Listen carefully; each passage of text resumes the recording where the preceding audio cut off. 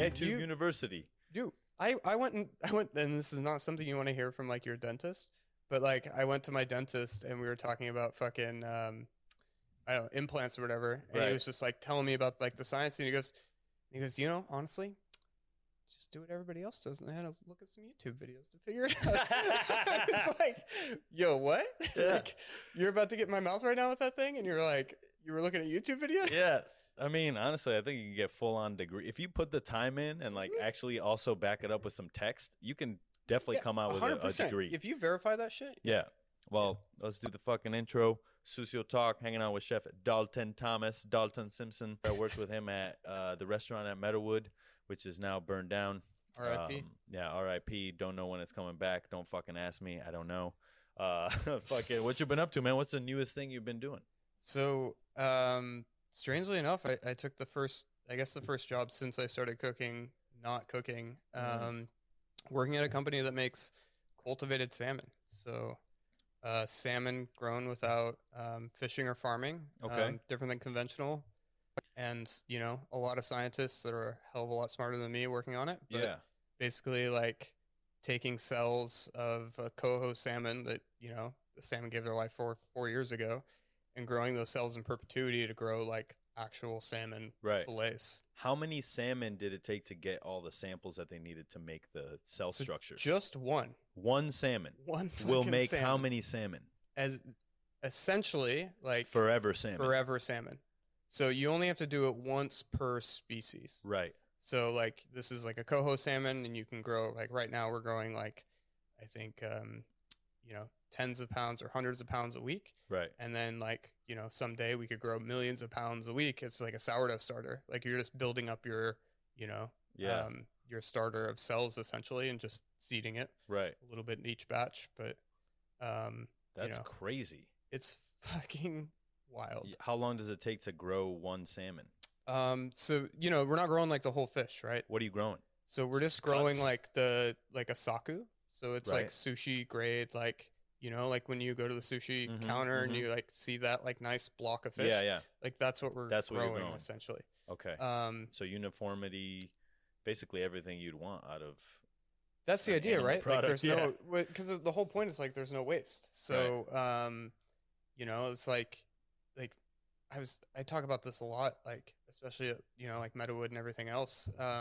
Just working at those like world class and like 3-star restaurants, like you're getting in these whole fish, right? And Matt Orlando does like a really good talk on this, and if you haven't heard him, you should like listen to him talk about this. And he's like, if you're not using the whole fucking fish, that means like the head, the bones, the guts, then you should be buying fillets, whether you're a 3-star or you're a bistro, right? Because it's like you're disrespecting the fish. You're like, you know, the carbon footprint of that is ridiculous. And so like, this is, you know, I'm not like nobody at Wildtype or like, I don't think anybody in the industry is like, oh, this is someday going to replace wild fish. It's like, hey, wild fish is super delicious. And like, we want to be able to eat that. But in order to like continue to eat that and like have those populations of wild fish, then like we need other answers. And right. So this is one of them. Okay. And that doesn't really make any sense. I said at some point maybe you just fucking release a bear so they know what it's like to be a real salmon. Yeah, exactly. You're like, all right, like, does the bear know it's salmon? Exactly. Right? Like, let the bear listen to the lab. That's a fucking, I could be onto something. Could be onto something. We've taken this salmon that we've grown into a lab to bears. We're now instead of our sensory samples with like, you know, humans, we'll do bears. Yeah. I think, you know. I mean, because an animal will tell you straight up, no, I don't want that shit. I've seen bears like in Yellowstone though. They eat fucking trash. So yeah, like, they're like, oh yeah. Yeah. I feel like I don't know. Part of me are like those animals are fake. Like they have to be like you know, mechanical animals somewhere. And did you hear about this fucking, not to like just talk about, this is like a Bears podcast. Oh, it's all good. But there's like a bear in Tahoe that everybody like knows his name. He's like Big Joe or something. And like he gets into garages. He like figured out how to pull up garage doors. Right. Goes into the freezer and like steals ice cream. Wait, that's a real thing? This is a real fucking thing. Damn. It's like, when do you think he found out that he loved ice cream? Yeah, I mean, some campsite. But then who brings ice cream camping? I mean, fucking people that go camping in Tahoe. Damn. You know, I mean, that's had to take as long a time as it took to figure out the salmon. I mean, 100%. A bear, garage doors, human, grow salmon. Well, like, I'm like, I actually think it was probably easy for the bear, but then like the neighbors were like, wait a second, like they're like, did a bear come in and steal your ice cream? Like, yeah, it happened to me too. Fucking Joe the bear. Oh, so man. Tahoe, don't pack any ice cream. Yeah. You know, what are you gonna do? That's the moral of the story. Fucking crazy. Well, you know, in Sucio Talk, we're gonna take it all the way back. Where were you born? I was born in Portland, Oregon. You know, Home of the strip clubs. Home of the strip clubs, the fucking Voodoo Donuts, which used to be so different than it is now. Really? You know, I remember like going in high school before like, you know, we could go out to bars or whatever, you know, you just like go driving, go do dumb shit. And then we would go to Voodoo Donuts. It was only open 10 p.m. to 10 a.m. Really? Because it was like for those like late night, I'm like assuming it was probably for like industry people. Okay. Was it a bar as well? Is that where they got like the whole... I don't think so. Not back in the day. Okay. It was like, honestly, it was like a little walk-up window. Okay. And we would go up and it would be $3 and you get a bucket of day-old donuts. What? Yeah. And it was like literally like a pink KFC sized bucket of donuts.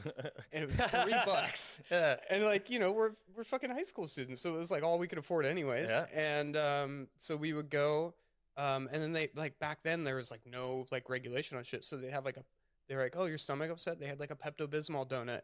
And then they had like a NyQuil donut, but then like the whole meth and NyQuil thing. So like, you know, you had to like be 18 and like over the counter. So right. they had to stop it. But they're like, oh, you can't sleep and like you're going to Voodoo Donuts. Like here's like NyQuil like, in a donut.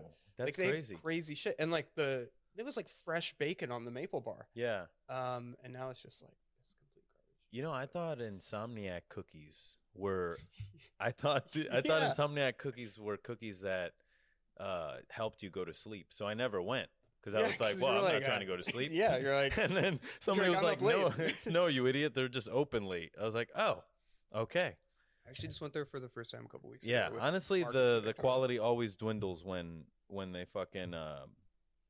when you start to expand your business and food.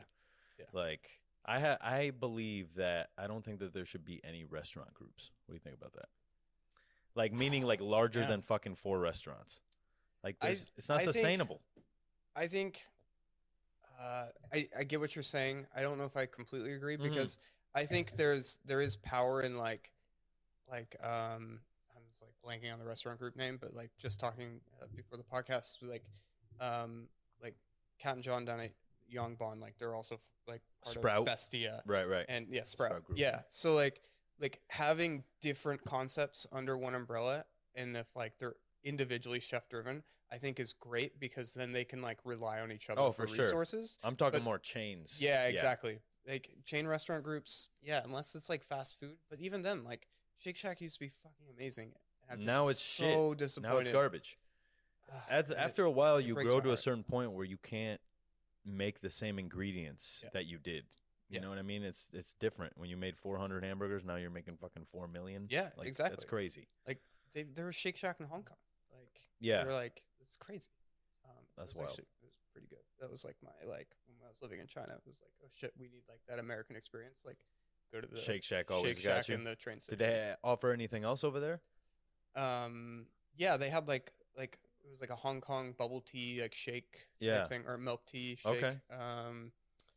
Yeah, they had a couple flavors that were different, but for the most part, it's pretty much the same. Dope. And then, so you grew up in Portland. What was eating like at home? Was your mom cooking, dad cooking? Yeah, so eating was pretty good. My mom cooked a lot. You know, Sunday dinner was always like her cooking. We had to be there. You know, no excuse. My grandparents on my mom's side were pretty religious. Okay. Pretty Catholic, so grew up with that kind of like, you know, my grandmother on my mother's side was from Kansas. So like lots of casseroles, you know, lots of Midwestern things. And that like came through in my mom's cooking. And then even though like I was in Portland and like, you know, the produce was amazing, like we'd have that and then like the casseroles. And also like my parents divorced when I was in like first grade. And so like my mom primarily raised me until she married my stepdad. And So it was like, you know, she didn't have fucking time to, Yeah, exactly. you know, so it was like a lot of hamburger helpers Right. and, you know, McDonald's occasionally, but like her pies are like, I still use my mom's pie crust recipe. Right. I'm like, it's fucking unbelievable. And then like I didn't realize how special this was, but like I remember like 9 years old, like going and picking raspberries and marionberries in the backyard, Right. and just like had like a little garden, and then like eventually like had like a pretty decent sized garden, and it was like, oh yeah, fresh tomatoes, and like I'm like, fucking tomatoes are gross, and you know, because I'm like thinking about like the tomatoes and hamburgers, and then you're like, oh shit, this is fruit. It's actually good, yeah. Yeah. So like eating was pretty great, but I never really like, I don't know, I never identified with like cooking necessarily until like I think high school.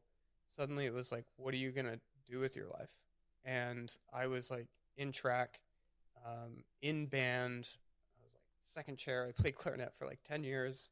I was like the thespian president. Like I was like doing all this extracurricular shit, right? But, like not thinking about like what I'm going to apply, like what you're gonna do. Like I think I had like a 2.8 GPA in high school, like fucking terrible. Actually applying to undergrad, and they were like, "Hey, like, they're like, I don't know if you got them." I'm like, no, like, don't worry, like, I just came out of the military, like, things will be fine. Yeah. So I never really had a plan, and you know, my dad, my mom, like, she worked at the phone company. She worked at AT&T. Word. Back in the day, and like I remember like going to visit her and like seeing like these giant like fucking reams of paper like printing off like call lists, and like when you like that end scene from Willy Wonka when he's like typing into that computer, and he's like, I'm like, that was like where my mom worked, and I was like, what is this like magical weird place? Yeah. And now you're like, phone company, like who fucking works at a phone company? Who knows? Yeah, I was like, I don't even think there are any. And then my dad, he was a barber, which, gotta say, getting free haircuts all your life is pretty great until you realize you have to pay for haircuts. Yeah. You're like, people pay for this shit? And then you started paying for them when they're like $40. And you're like, what the fuck? Yeah, I go to my barber's house and I still have to pay him $40. Yeah. And he was in fucking Dublin. Horrible. Yeah. But my dad was adopted, so I didn't have any family on his side. So yeah, he had no brothers and sisters, didn't know who her real parents were. Okay. And, so like I always like grew up with like this like, you know, mother side of the family. She had a big family, all Catholic. I have all my mom has 5. She's one of 5. So it's like my grandparents had 5 girls, and they all my cousins are boys except for one. Okay. And it's like, I'm like, so is the next generation all girls? like what's gonna happen? Yeah.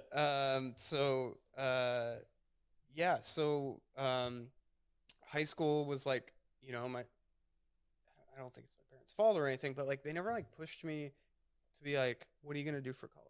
Yeah. Or like, what do you know, blah blah blah. And just let you figure it out.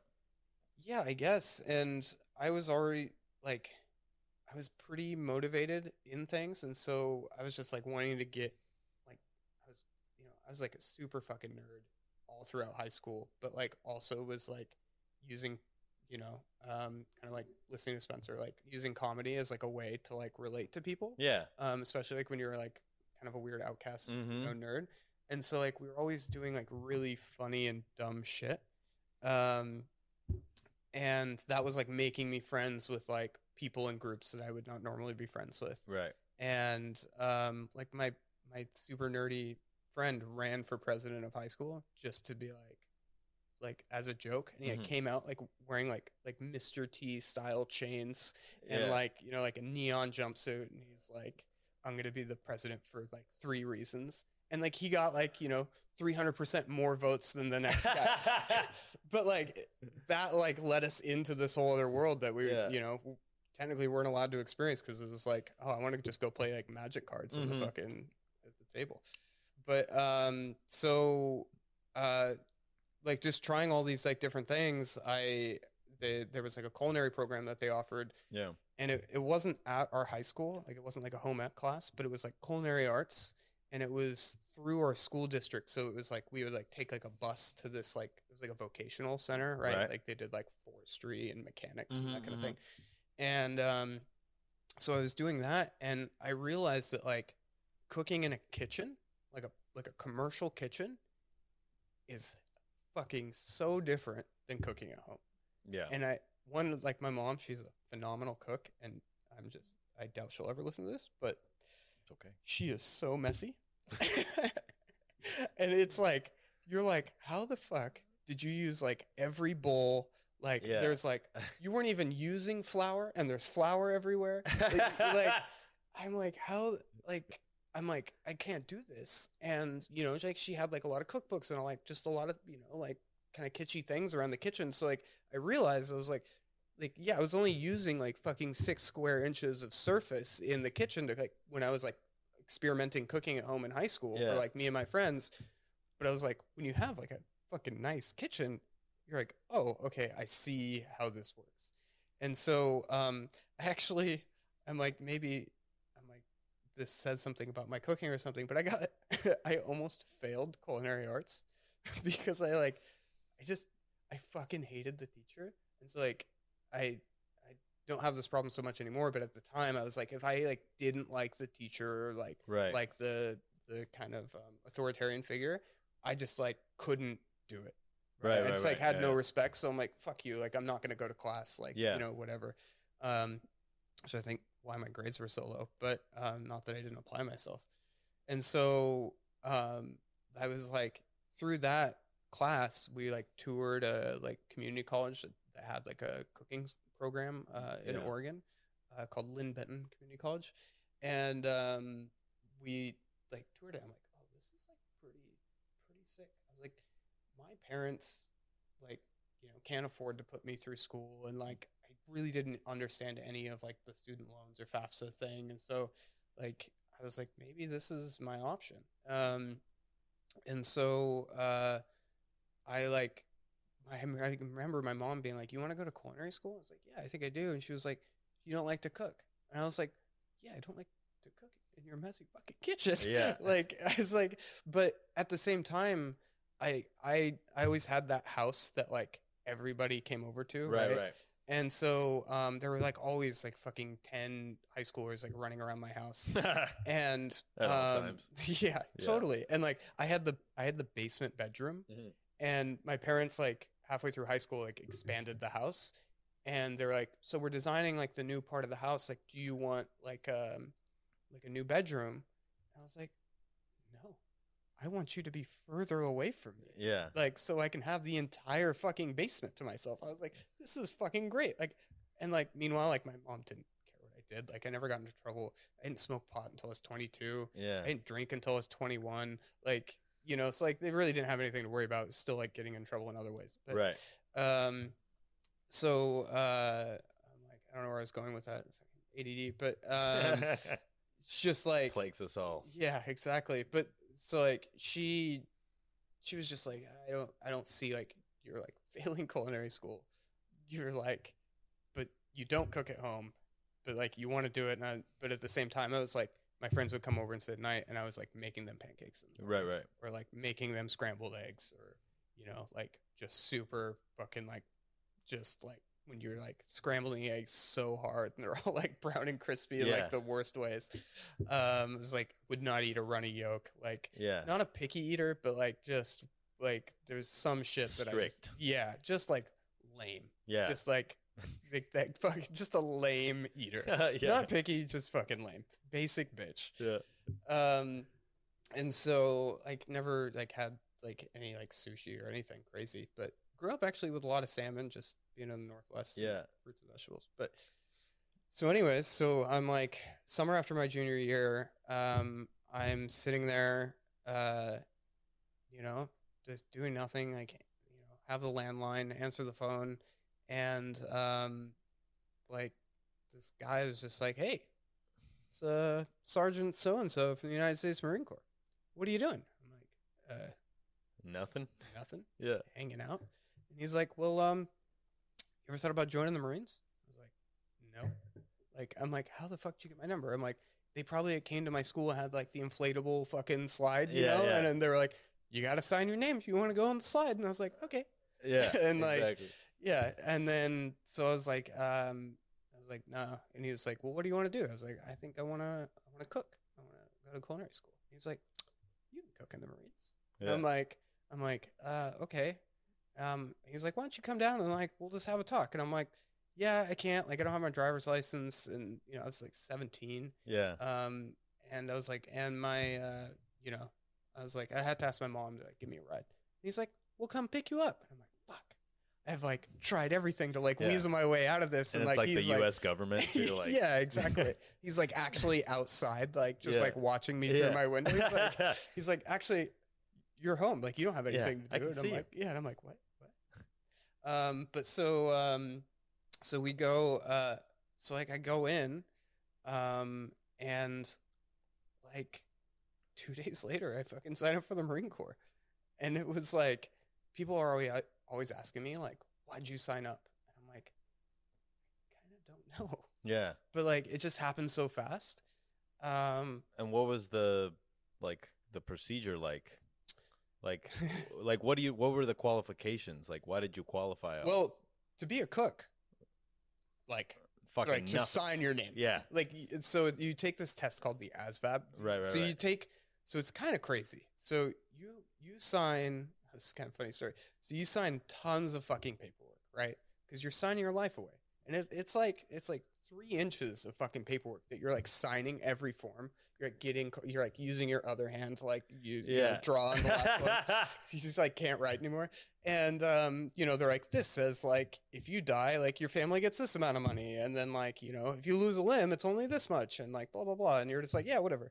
And, I'm fucking 17. I'm invincible. Yeah. And so, so you're like going through this, like you sign all the paperwork and then you go to this like medical center and it's, you know, it's where all the branches of service like use, and you take like basically like these like stringent physicals to make sure you don't have like, you know, scoliosis, asthma. They make you do this thing called the duck walk, and to make sure that it's like something with your ankles, and you're like, it's so weird. You're basically like squat down and you grab the inside of your ankles and you walk across the room. And there's something in your movement that if like you don't do it right, you have flat feet or something, then like you're fucking out. And it's like really weird and really gross. But, right. Like you have to do this. And so then you sign more paperwork and then like you do the whole like swear in thing. But I was like 17, so like I had to get my parents' permission. What were they thinking? Were they like, hey, you want to join the Marines? Whatever. My mom's like, nah, I don't know. Like this is 2003. Yeah, okay. We just went to Iraq. Yeah.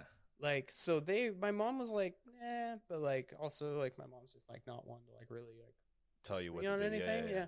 My dad, who was like stationed in Korea during Vietnam, was like, fucking no way. Right. He was like, absolutely not. But my mom was like my parental figure. So my dad didn't have any say. Right. Even though like he was the loudest voice.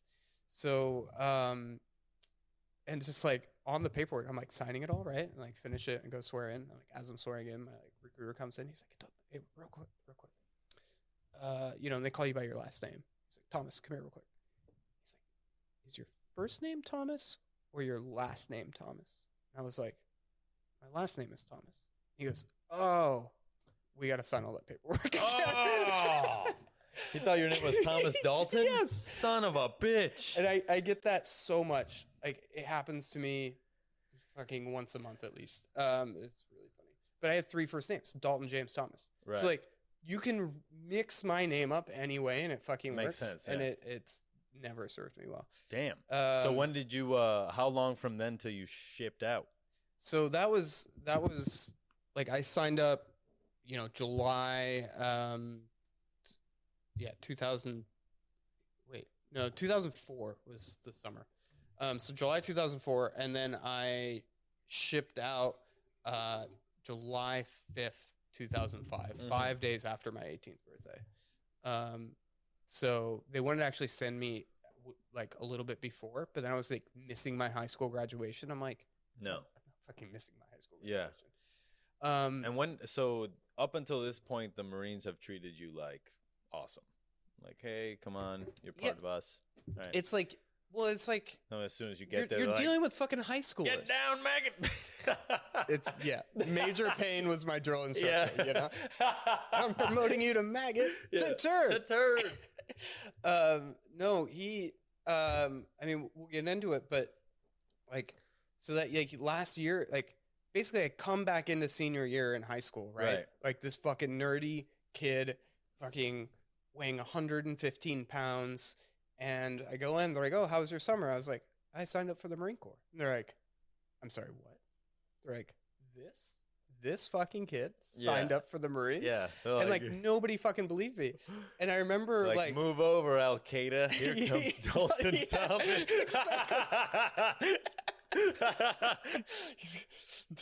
Dalton's gonna fucking kill Bin Laden single-handedly. Yeah, like... Oh man. So like the summer, like, so senior year, I was like, I need to get like a job to like make a little bit of money. Yeah. Like I haven't worked at all. And, you know, except for like fucking, you know, mowing the lawn for people and that kind of shit. And so I applied at Taco Bell because there was like a Taco Bell like within walking distance of my house. And the manager said he wouldn't hire me because he wanted long-term commitment. And I had put on my resume that I was joining the Marines in a year. And I was like, damn. My stepdad actually wrote like a mean letter to the manager of the Taco Bell being like, you're not going to hire my son because you want fucking long-term commitment at the shittiest of shitty fast food restaurants? Like, the fuck is wrong with you? Meanwhile, it was like all friends from high school working there. You know, like it was just everybody in my high school worked at that fucking Taco Bell. So, wow, I couldn't get a job at hard Taco manager, Bell. So hard sell. Maybe talk to my culinary school it's like, teacher. You know, we only accept committed people here. Exactly. People that really want to climb up the ladder of Taco Bell. I was like, where did that manager come from? You know, like was he like a washed up like fucking 2-star chef or like GM? That's just like fucking got into drugs real deep and he's like trying to climb himself out of that hole. And he was just like, he's like, I'm gonna teach these kids to be something. He's like, sooner or later, we all got to ring the Taco Bell, all right? It's like when you buy a car and they make you ring the bell. He's like doing that for everyone. So when you go off to basic training, do they like, do they ship you your uniforms ahead of time? Like, you got all the shit? No. It's super weird. So, so basically, for the Marine Corps at the time, it's still now, but it's changed a little bit. There's two different basic training bases. And it's split by the Mississippi River. So if you're west of the Mississippi, you go to, it's called MCRD, Marine Corps Recruit Depot. And that's like literally if you fly into, I was just in San Diego a few weeks ago. And I saw it and I was like, so weird. But if you fly into San Diego Airport, look to your right and you'll see all of these yellow and red buildings. And it says Home of United States Marines. Like, that's where you are, which is so psychologically fucked up because you're out there, like, sweating and, like, dying, and you're seeing all these people come to San Diego for vacation. And you're just like, I, like, can't. I'm in, like, a prison, right? Having never been in prison, although, you know, plenty of family members have, I was like, it was crazy. So, anyway, so, like, first day you get in. So I fly down from Portland. We have like a layover in LAX. We have like 30 minutes and you have like a $10 food voucher to like get your last meal at the fucking airport. Right. And I remember some kid that was like on the plane with me. I'm there with like 8 other people from Portland that are like flying out this week. And I don't know any of them. And one of the kids uses his $10 to buy a porno mag. And so he's like looking at Hustler on the plane and he's just like, and just like puts it in the backseat pocket and just like leaves it for whoever's getting on the plane next. The last stand, baby. He was like, I don't need a fucking shitty $10 sandwich. Like, I need some porn. Damn. Okay. Get your priorities in order. You know, sometimes you just need porn. I mean, don't blame him for the next fucking 3 months that we had. Yeah. So Marine Corps boot camp is 3 months long and segregated. So all the other, although they have changed that a little bit, I believe, all the other branches are co-ed. So you're like there with women. For the Marines, you don't see another woman for 3 months. And that is like a fucking mindfuck. Yeah. You've seen women all your life, and then for this 3 months, you're just like, it's just dudes. I tell like women I know, and not that I'm like bragging or anything, but I'm like, I've definitely seen more penises than you have. There you go. I'm like, I have seen hundreds, maybe 1,000 penises at the same time. We used to have to pee 3 to a urinal because like you have 85 people and they all need to use the bathroom in 30 seconds. And so you're like 3 stacked up in one, like not the like Florida fucking seat, like, you know, not the tall urinal, but like the little like bowl. Yeah. And 3 people in it. You're like, yo, it's boot camp is terrifying. So you get in, you fly in. The first thing they do is you stand on these like yellow footprints, is like kind of iconic. And they like kind of tell you what's going to happen for a little bit, but basically everything's like a secret because they're like, you don't need more information. And so the first room you go into, I believe, is they shave your heads. So everybody gets like their head immediately shaved. You're still in like your regular civilian clothes called civvies. And then you go into the next room and everybody strips naked. You put your clothes into a box and then they hand you like tidy whities and like a green like t-shirt, like a green camouflage t-shirt. And then you get your uniforms. But your uniforms don't fit. They're just like giving you random uniforms and like you get more later. And then you're like filling out paperwork. You're getting like shots. Like when we had to get our shots, you're like going down this row of like nurses and there's one person on each side of you and they're giving you like, you get 6 shots. And they give you 1 in each arm immediately. Then you go in and then they just like draw blood. I like just started throwing up in the trash can because it was like so overwhelming. Like haven't fucking eaten. You were up for 36 hours before they let you sleep for the first night, just to like really mind fuck you. And like you're like standing in this big room. They're like making you like stand on one knee. The thing with the Marines is like everything you do in boot camp is like training. So the way you stand is like the way you like stand at attention. The way you kneel is like the way you would kneel holding a rifle. You know, the way you carry your book is the way you would carry a rifle on your shoulder. Like all these like little things that are like so I think applicable to like 3 Michelin star like work where you're like they are maximizing efficiency and like muscle memory so that like you are like all of a sudden like when you have a rifle in your hand instead of like a book or like, you know, a stick or something, like you already know what it feels like and how to hold it. So I will say like the first night you're like laying in bed. I was in the top rack or bunk, sorry. I'm like laying there and I'm like, what the fuck did I get myself into? Yeah. I was like, suddenly it just hits you that like you're not at home anymore. Yeah. And like no one can save you. So you get one phone call that first day that's literally, Mom, I'm alive. I made it. I'll call you in a month. And then you hang up. And that's all you get. And like you have to tell your parents like, hey, be near the phone at this time because like I'm going to call you, right? Like, I mean, cell phones were around, but like not super popular yet. So I was like calling the landline. And so I like 3 months of boot camp in San Diego. So you spend your first month is like training down in San Diego. Then you spend like your next month of like field training. You go up to Camp Pendleton, which is like an hour north. And that's when you do like all your like rifle training. That's where they say like you become a Marine because you do this thing called the Crucible, and it's a 2-day hike. You hike, I think, 50 miles in 2 days with like a full pack, and like your drill instructors are like running. Like your drill instructors have a voice that is like everybody like went through boot camp can now do a fucking drill instructor voice. It's this like guttural because you're like screaming so much, you're like tearing your vocal cords, and you can't really like, scream anymore, but you're just like so throaty and like you know, like gargled. So like you just like have these drill instructors just like everything you do, somebody is yelling at you, right? Like fucking boot camp is 3 months of the funniest shit you've ever seen in your life.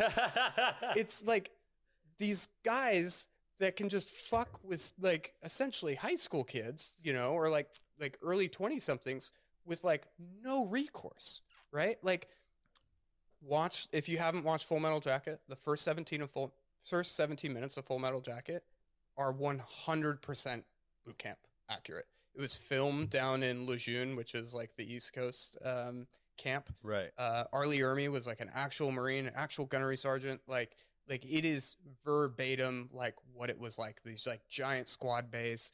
I remember they used to like, we had these like fucking foot lockers with all our shit in it.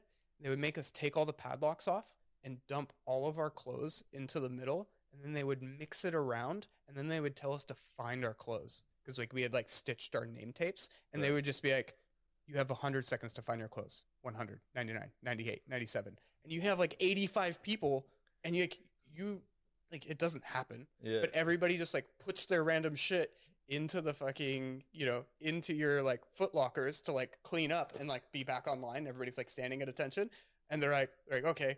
And then like the next morning when like you're jumping out of the wrecks to like, jumping out of the beds to like, you know, stand at attention, like make sure everybody's there in the morning, you'll see people and you'll be like this super skinny guy, and he'll be like wearing like the tighty whities of like the fat kid, and it's like fucking balls are hanging out. You're like, yo, dude, like I can't be fucking looking at this right now. Yeah. Like I'm just like trying to focus. I'm trying not to die. Like what is happening? Yeah, it's just like, you know, I had this drill instructor that would be like, you know, there's like constantly yelling at you, and then he would snap his fingers at your face while he's asking you questions. And so he's like, and like you're not allowed to say me or I. It's like there's no individualism, right? It's this recruit, right? Like they really like break you down mentally to like build you back up, and like make you work as a team, right? Like there's so many of these like, you know, there's like kids that like don't take instruction well, and like, you know, hate any sort of like authoritarian figure, and, you know, haven't worked on a team before, and so like they're like breaking everybody down to be like, the only person you can hate is me. Like they're like, you can only hate the drill instructor, because if you all hate the drill instructor, then now you all have something in common and you'll all work towards the same goal. Right. And it's so like in the second month of boot camp, you go through this crucible where you're like 50-mile hike or 40-mile, whatever it is, you know, up like crazy mountains on like the west coast of California, and you get like one meal that you have to ration out, like one of those like meal ready to eats MREs. I think I brought them into the you did, yeah. So you get one of those over 2 days. Meanwhile, you're like hiking 40 fucking miles. Right. And I remember like coming back from that, and like, so you go up to the top, and they're like, now like you've made it. Like you go to top, the crucible is like this hill. It's like this last like steep ass fucking hill. Right. And, like once you get to the top, they're like, you know, you're Marines now, blah blah blah. And so you come back down, and you like eat this like crazy big meal. Like, you know, they feed you really well at the chow hall, and then you go, we like went back, and then like everybody's like requesting to use the bathroom. Right? So we ate this big meal. Right. And every platoon's like 85 people, and every platoon has like a guide, and the guide changes weekly based on like how the guide is fucking up. Right. Right. Like, so like all of a sudden, like they'll put the shittiest guy in charge just to see everybody be like, that guy fucking sucks. And he's in charge of the platoon for like an hour, you know, and he just like, everything is like chaos. And then he's like, yeah, see, this is why nobody can just be the guy. Like, it's just like sowing chaos at any point they can. Yeah. But, yeah, I just like remember like literally like, you know, in the bathroom stalls, and they're like, they're open because, you know, like people hang themselves, and like, you know, are like so scared of this, run away, whatever. So the bathroom stalls are open. This guy's just like, you have like 30 seconds to poop, and he's just screaming at people while they're trying to poop. And you're just like, where am I? Where does this happen? How is this like a real thing?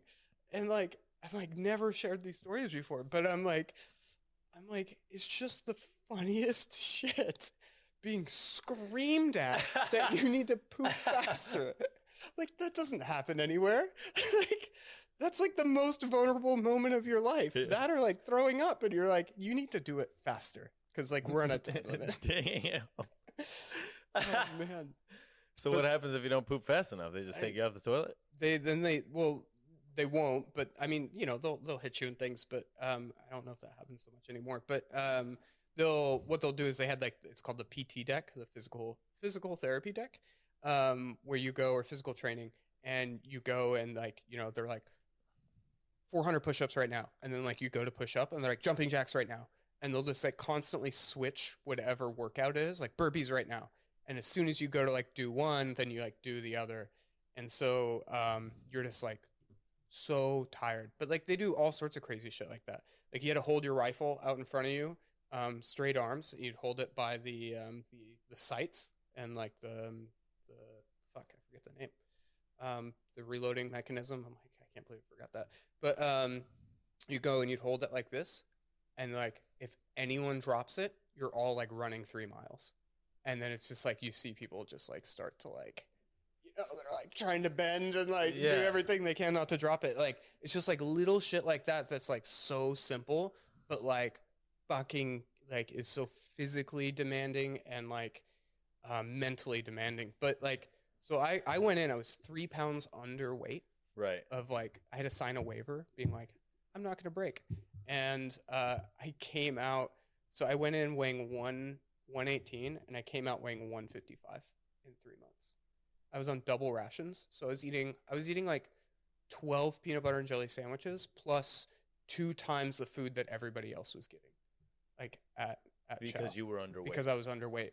And like, you're so like, I wasn't like, you know, it was like a lot of standing, but it's like just like a lot of like movement and things that are like, you're not like just like working out to the point of like, oh, I'm like lifting so many weights. It's like all this fucking stupid other shit that you're doing that like, you know, you're just like so hungry all the time. And then completely off topic, but you know, there's like religious services in boot camp. I was just talking to my friend this morning that I started going to, I'm like pretty atheist. Right. And at the time I was like kind of exploring atheism and like what that means. I was like, well, I want to understand like, you know, having this Catholic background growing up, like what that means in like other religions. Like, right. I don't want to like hate on these religions and like not know, like understand kind of where they're coming from. And, you know, I'm like fucking cocky 18-year-old at the time. And so I'm like, I went to Jewish temple, and Jewish temple's on Friday. And I was like, wait a second, you get like a little wine with your like service. And like, they were like so friendly. There were like civilians there, and they were like, you know, like having little snacks and things to like as part of the service, and like singing these songs in Hebrew and everything else. And I was like, fuck. So I just started going to Jewish temple every Friday in boot camp with like all these other Jews that were like, who the fuck is this guy? Just so you can eat some just so I could like eat some free food and like have like 30 minutes of like peace on a Friday night when no one else was getting it. Yeah. And I was like, this is fucking great. Yeah. You're fucking going to hell for that one. I'll tell you that they much. gave me a little camouflage yarmulke. That's all good. No, you know, and I've definitely toned down my atheism. But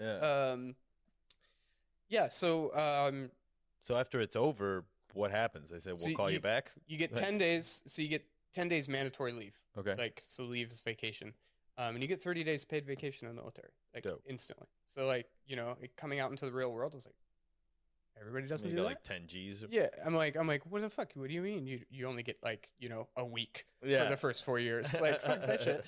So, you go home for 10 days, and then, so all Marines are riflemen. So there's no like non-combatant roles like medics and chaplains. So those roles don't exist in the Marines. They exist in the Navy, and then they like basically get sent to the Marines to be a part of it. So the Marines are a department of the Navy, and so like all our medics are called corpsmen, and they're all like, we call them Greenside Navy. And like honestly, like some of the most badass motherfuckers I know. Shout out to my boy Kyle Tucker, who's like a great friend of my corpsman, who just like comes from the Navy and then has to deal with the stupidity of Marines. Right. You know, like 90% of his job was like patching up Marines because they did something fucking stupid rather than like, you know, like real shit. Yeah. Yeah. And so like, it just makes their life so much harder. But they, so I had to go, even though I joined to be a cook, I had to go be a rifleman. So every Marine's a rifleman, and a rifleman first. So I went to Marine combat training, which is like infantry training. Did that for another like 2 months, I think. And then I went to like my cooking school out in Fort Lee, Virginia, Right. on an Army base. So like I'd only known Marines in like my short like 4 months of military Right. career, and then I get to this Army base and I'm like, What's the difference? you guys are fucking nasty. I was like, I fucking hate the Army. Really? It's like working at fucking Meadowood, or like working at a 3 Michelin star restaurant and then being put into like, you know, like a 500 cover fucking bistro where like, yeah, they're executing like really well for what they need to do, but their goal is not to be the best. Like Right, Marines' goal is to be the fucking best, right? Like the most scary fighting force in the world. And the Army's like, we just need to be like a military machine, right? Like it's 1 million people. The Marines are like 175,000. So like it's just like, and there's like lots of friends in the Army and like good people, but like as an organization, it was just like such a stark contrast that I was like, you guys are like, you have your hands in your pockets while you walk. Like Marines can't do that. Like Marines can't even chew gum in uniform. You're not allowed to walk while you're talking on your cell phone because it looks nasty. It was like all this like little shit that we're just like had to be fucking tight, and then like seeing the Army just not do that, and I was like, yeah, this is weird. But so ended up getting stationed at Camp Pendleton, one of the biggest Marine Corps bases in California, and then was like, you know, joined to be a cook, but it's the Marine Corps, right?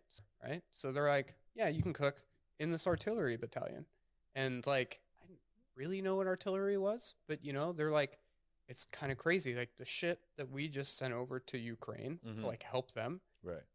That's what like my battalion did. Right. I was like, I've shot those things. Like I could teach the Ukrainians how to shoot one of those fucking cannons with like rounds that weigh 100 pounds. Like it was a crazy experience. Right. And then, you know, I joined in 2005. So inevitably went to Iraq, spent about 10 months over there. We're supposed to spend 14 and we got cut short. This was the end of OIF2. But because it was like the end and like the invasion have already happened, everything, like there wasn't much use for artillery anymore. Right. So they basically trained our whole battalion to do civil affairs. So we got put with the State Department doing civil affairs in a city called Ramadi, which is like the capital of the like largest Ramadi province. is where that large battle went down, right, with the Navy SEALs. Like a lot of people, they've written books about it and shit. Probably, yeah. So when I was there, Ramadi was the most dangerous city in Iraq. Right. But it was pretty tame, considering what had happened before, like especially in the Fallujah and things. But we were basically like, I think like a couple hours outside of Baghdad. And it was like the first time I'd like, you know, flown in helicopters and like military jets. How did you get to Iraq? I was about to say this because it's not what I expected. Like you're expecting like the military plane, you get on the base and you fly in and everybody's like, hup, hup, hup, hup, you know, like fucking coming down the walkway or whatever. So we go to the military base. I'm like forgetting all my names right now, but McCarran Airport, maybe, Air Force Base, and I think people are gonna hate on me for this because I'm like getting all these names wrong. But we go to this military base and like go out onto the runway, and there's just like a 777 out there, like Northwest Airlines, like stewardesses, and like, hey guys, and like we have fucking rifles, like I have like all my bags and like fucking magazines and like going to war, right? Like I have all of my shit and we're just on there, and I was like sitting on like the exit row, right? So like the flight attendant's seat is like across from me, and she's just like sitting there like in her stewardess outfit, just like looking at me, and I'm just like, so this is how we get there? Yeah. Like we had like a layover in Minnesota. We're like in the terminal. The Marines didn't fly you direct, son? No. What is that? The Marines are the cheapest military. Like we get the hand-me-downs from the Army because they're like, we can't afford this shit. Like we got to be scrappy. Yeah. And so like literally when they're like, oh, computers, I'm like, there's a fucking abacus. That's not a computer. Like, so we're like in the terminal and they had to close it off to like the public because like we had fucking weapons. So like we're like at McDonald's, and then we had another layover in Amsterdam, which I'm like, really? You take us to the one place in the world that is the complete opposite of where we're going on a layover, and we can't even like look at it. Go out there, yeah.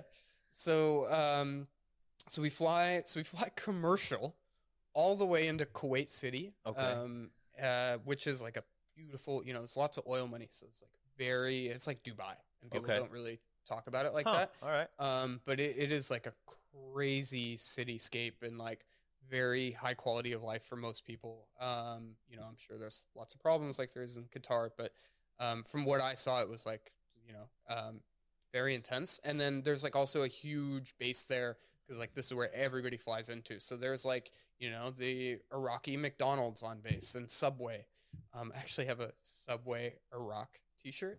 And it's like certified Subway customer on the back, and there's like a dancing sandwich. It says Subway Iraq, and I'm like, oh yeah. Was Jared the spokesperson still then? You know, he was like probably at the climax of his pedophilic reign.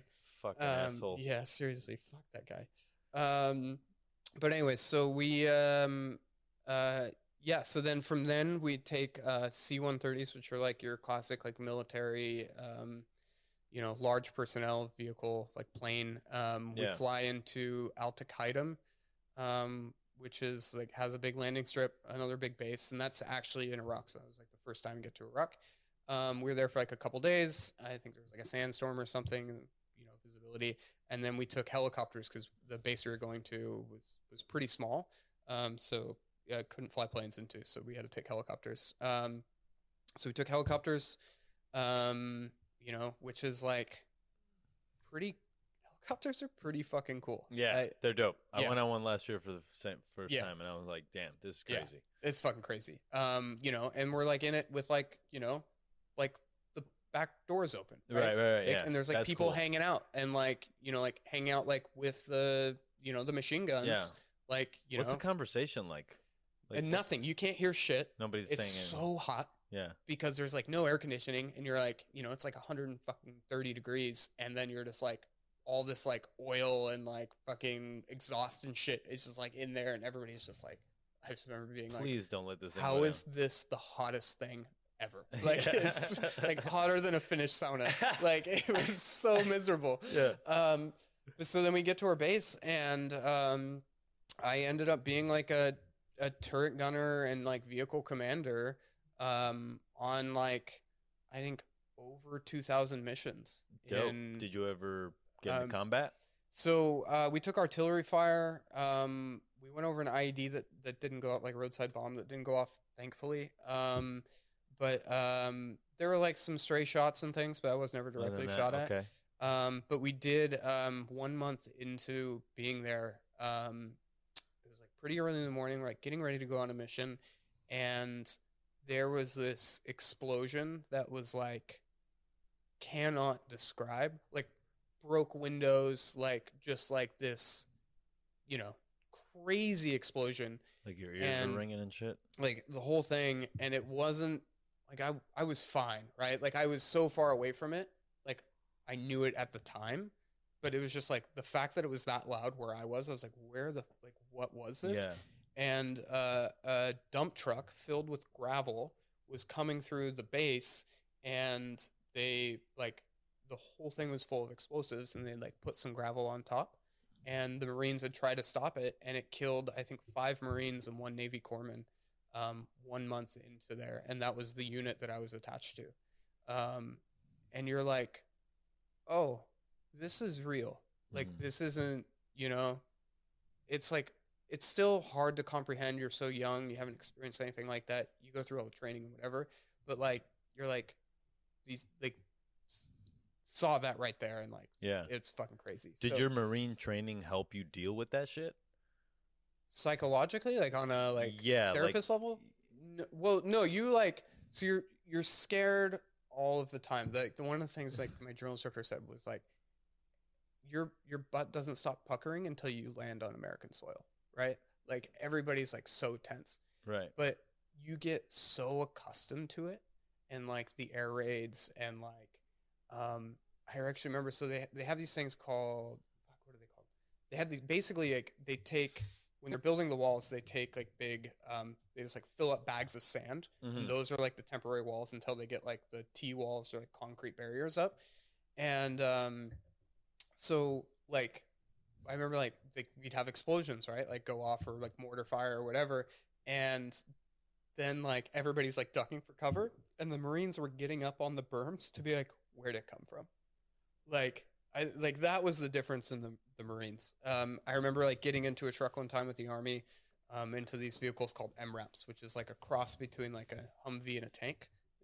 It's kind of weird, but super big trucks and full of armor. And the turret gunner is like looking down, and we're just going on a mission with a personnel carrier. And my gunnery sergeant is standing next to me, who had like been through like 5 tours in Iraq, like was like on mortuary duty in Fallujah, like the craziest, like most badass and also like sweetheart of a person. You're like, this guy has done some shit, you know? And this like little like cute fucking 18-year-old like Lance Corporal Army guy is like up there, and he's like, all right guys, so I'm just going to give you a little bit of lay of the land here. And, if we start taking fire, I'm going to need you, sir, to hand me ammunition and, blah, blah, blah. And he goes, listen, we start taking fire. I'm pulling that emergency cord. You're getting down here and you're handing me fucking ammo. And I was just like, he was just like, oh, like, what do I say to that? Yes, sir. Yes, sir. Okay. It was so funny. But, we had a good time. It's crazy to say, but like you're under this like crazy hostile environment, but like my fucking interpreter Yusuf, who was like this Jordanian guy, was like, I never saw him eat. All he drank were like these nicotine energy drinks called Tiger. Nicotine energy drinks? So you get addicted to them. What the fuck? They're called Tigers. They sell this shit still? I'm sure. And cigarettes. He would like smoke these cigarettes that were like illegal to buy because they're like drank nicotine and smoked at the same time. Yes. I never saw him eat. He was so skinny. And he was just like, I have like all these fun pictures. He was like, well, I want to hold your gun. And I was like, okay. And so like we just like trusted this, he was just like a fucking kid that like happened to speak Arabic because that's where he was born. Right. And so like, he was just like such an amazing guy and like really good friend. And so like, we have all these pictures of, like him holding like the 50 cal, and he's like, like, look how badass I am. And, all this, it's just like with his fucking just chain smoking. We actually went to this one guy, and we had to like have meetings with this like head of hospitals a lot, and we would make bets on how many cigarettes he would smoke in an hour. And he would literally finish a cigarette and have another one lit in the other hand and just like keep going. So dude would just like 12. Like I think the record was like 20 in like a 3-hour meeting. Oh. Dude. Inside, he's just at his desk. He talked like Bela Lugosi and Dracula. He was like, so what are we going to do about the women's services? And you're just like, it was so funny.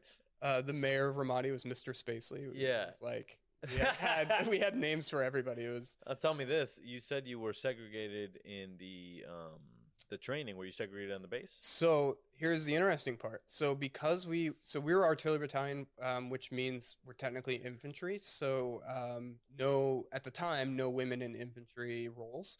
So still segregated there. I mean, there women around base all the time, but just like in the actual unit, there weren't any. Right. But then when we went over to civil affairs, we were now like part of like technically like directly with the State Department, and we were dealing with a lot of like women's issues and like humanitarian aid issues over there.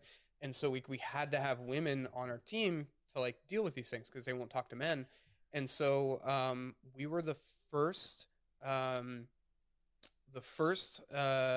infantry unit to have women in it since World War II. Wow. And it's like crazy. And we had like from like corpsmen to enlisted Marines to officers, like some really fucking badass women over there with us. That couldn't have done it without them. Got you. But dope, man. So you were over there for 10 months. 10 months. And then when you're done, it's like, all right, see you later. Yeah. How do you fly back? So same way you came. We had a layover in Ireland, and I remember just being like, like the line for the Guinness was like 700 people. You know, we get in at like 12 a.m. or something, and this like poor Irish woman just working her shitty fucking airport job, and this like plane of 700 Marines that haven't had a beer in 10 months are like you're the only person. You're just like, she's just like, oh my God. Like she probably had to see therapy after that night. Like, damn. It was wild. But what is that like coming back on that plane, like with all those dudes that like literally escaped with their lives? It doesn't hit you right away. You know, it takes a while. I think you see a spectrum of it. And I mean, we could talk about the darker side of like, I was just talking to Marcus about this. Like, I'd say every 3 months, I know someone that kills himself.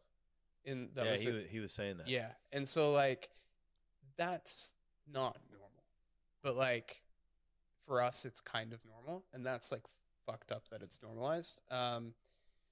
You know, I think the thing is like, especially with our missions over there, we were doing a lot of humanitarian aid, like a lot of like visible good work for the country and the people over there. Yeah.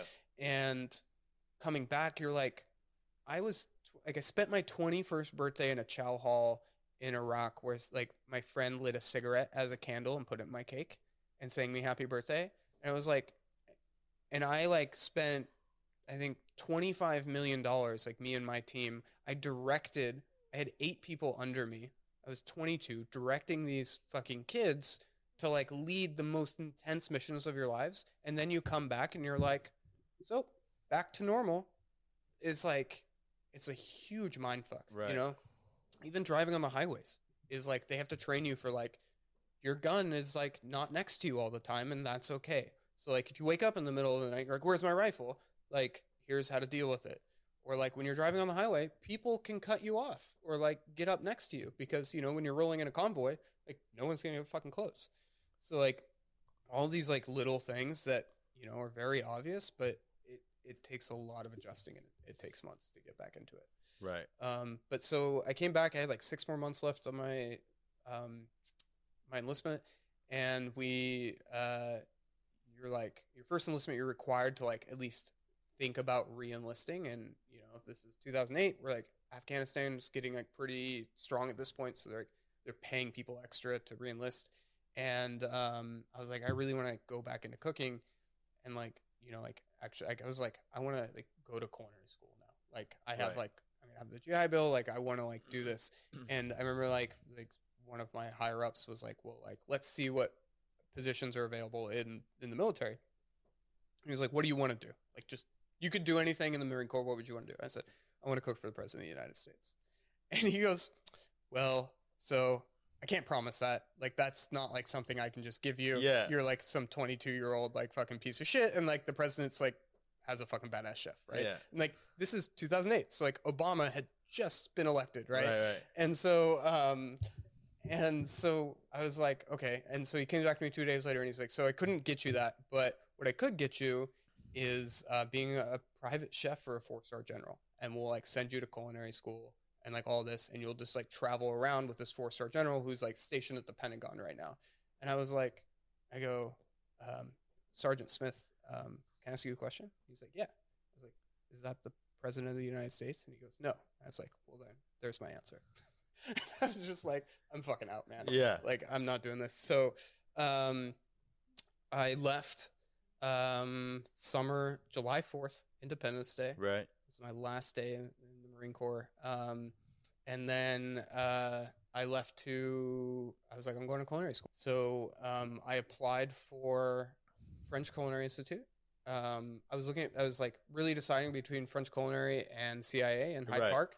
And I was like, I want to live in New York so I can work in a kitchen there. Right. And I was like, I can't do that if I live in Hyde Park. Yeah. So, so I was like, okay, FCI is the better option, even though I was like worried that it was only 6 months. And I'm like, how much can you really get out of that? And, so I'm like driving across the country. I like kind of have the summer. I'm like, take my friend with me. And we're just like, you know, cruising on like Route 66 and like having a great time, stopping along the way, being like, I'm fucking free. And, I'm in Louisiana staying with a buddy of mine that I was in the military with that was like home on vacation in Baton Rouge. And I'm like staying there and I'm like, it's funny, he has no idea about this. I'm staying there with him, and I like get a call from the GI Bill being like, or like the VA being like, hey, so like culinary school is not part. That's not like a real school. You can't use the GI Bill on culinary school. And I'm like, what? Mm-hmm. And I'm like, moving my entire life to New York, which I had like been to once on vacation, and I was like in Louisiana, being like, I have no money. I'm like, you know, I have like maybe $2,000 of savings from like, because I bought a fucking brand new BMW for all the money I had in Iraq. Yeah. Because that's what you do when you're 22. For sure, dude. You just risk your life. Yeah, exactly. Fuck it. Don't regret it. I love that car. Yeah. And like driving across the country in a convertible. And so I'm like, what the fuck am I going to do?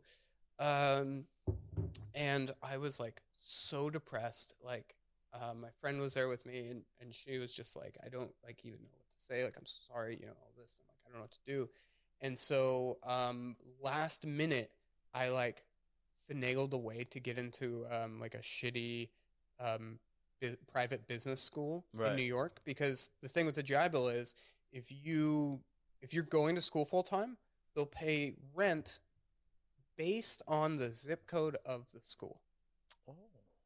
So I was like, which is like the only way I can make this work without like lining up a job and like all this other shit. Right.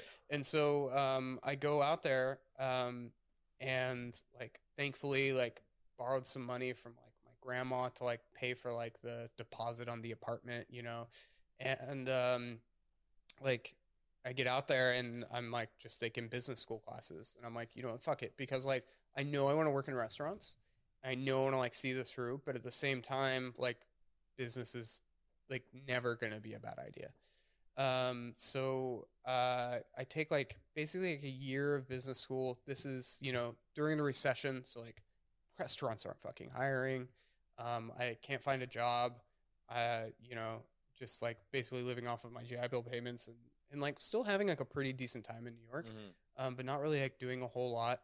And, they changed the rule the next year that like you can go to culinary school. So I had started working at my first restaurant, Bond Street, and it's like this high-end Japanese restaurant. They do like 300. They do even more covers now, but at the time they were doing like 350 covers on like a busy night. There were like 3 floors, like 2 main dining rooms, like a lounge below. Like really just like quintessential New York restaurant. I got there, it had been around for like 8 years. Yeah. Like it had already been like pretty well established, and like it's still there today with like shout out to Mark Spitzer, who is like my first like chef mentor. Like why the fuck he hired me, I can't figure it out. But you know, I show up there with no cooking experience. I don't have culinary school like even on the books yet. And he's just like, so he's like, yeah, like you were in the Marines. My dad was in the Marines. Like, you got the job. That's it, baby. And I was like, okay, great. And then for like the first 2 months, I was like fucking up everything, right? Like I'd never cooked in my life in like a professional capacity. And he was just like, you know, like going down every day. Like I remember like one of the guys that was like on the line with me, I was like on Cold Station, like it's like a New York kitchen, right? So like we had to pass, if I was on Cold Station, I had to pass it all the way up through Sauté to like get to the end where Expo was. And like, so like all my dishes went by every fucking line cook to get to the end. So like they saw the fucking garbage I was producing, and like, you know, it was all super like simple. Like you don't go to a high-end Japanese restaurant and like order the fucking salads. Yeah. You know, like, and like, that's like the station I had in like oysters. Right.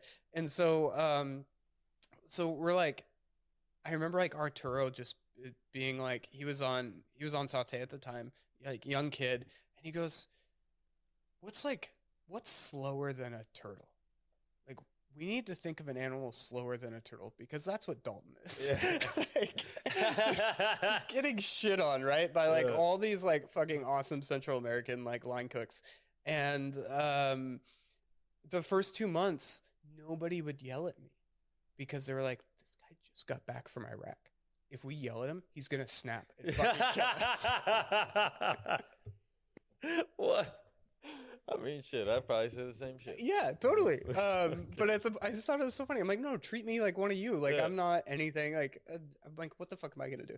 And so, like, I think like I was at Bond Street for like 6 months, and then I got into culinary school, and so I didn't quit my job at Bond Street. So like, this is what I want to do. So I was like taking the day classes at culinary school.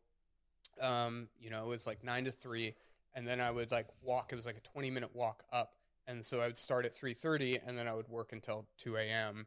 and then like rinse and repeat. Right. And at the time I'm like, and I remember like a friend of mine, really good friend of mine now, who was in culinary school with me, he was just like, how do you work doubles like 5 days a week? And I was like, what are you talking about?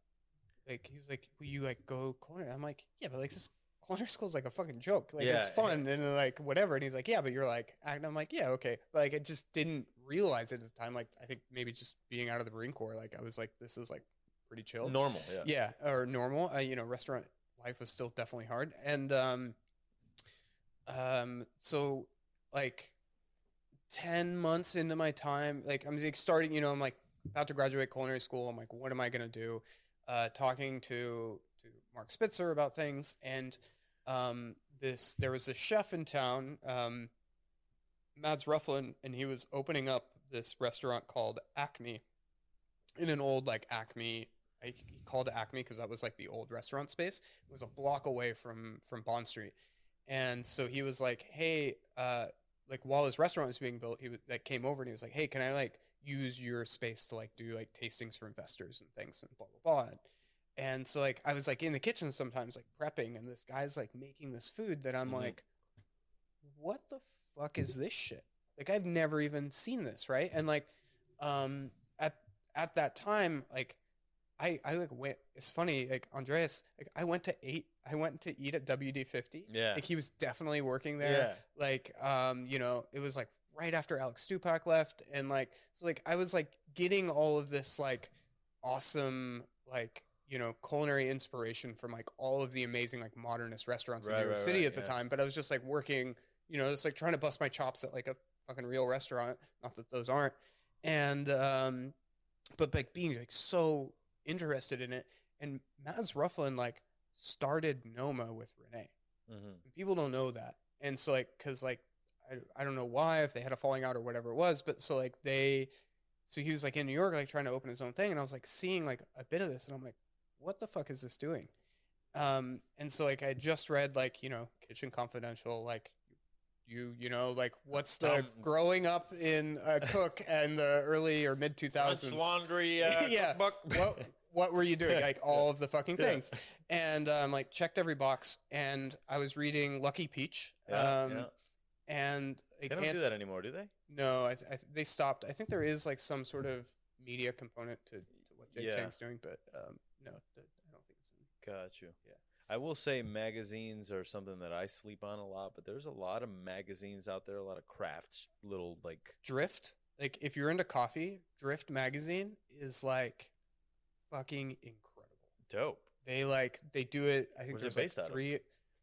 I actually don't know, but they do 3 a year, and they just do one city, right? So like they do like Tokyo or Melbourne or Havana, and like just like really explore the coffee culture there, not just like on like the high end third wave, but like what has their traditional coffee culture been like, where are they taking it, and like where are the good spots you can find that are doing like amazing things.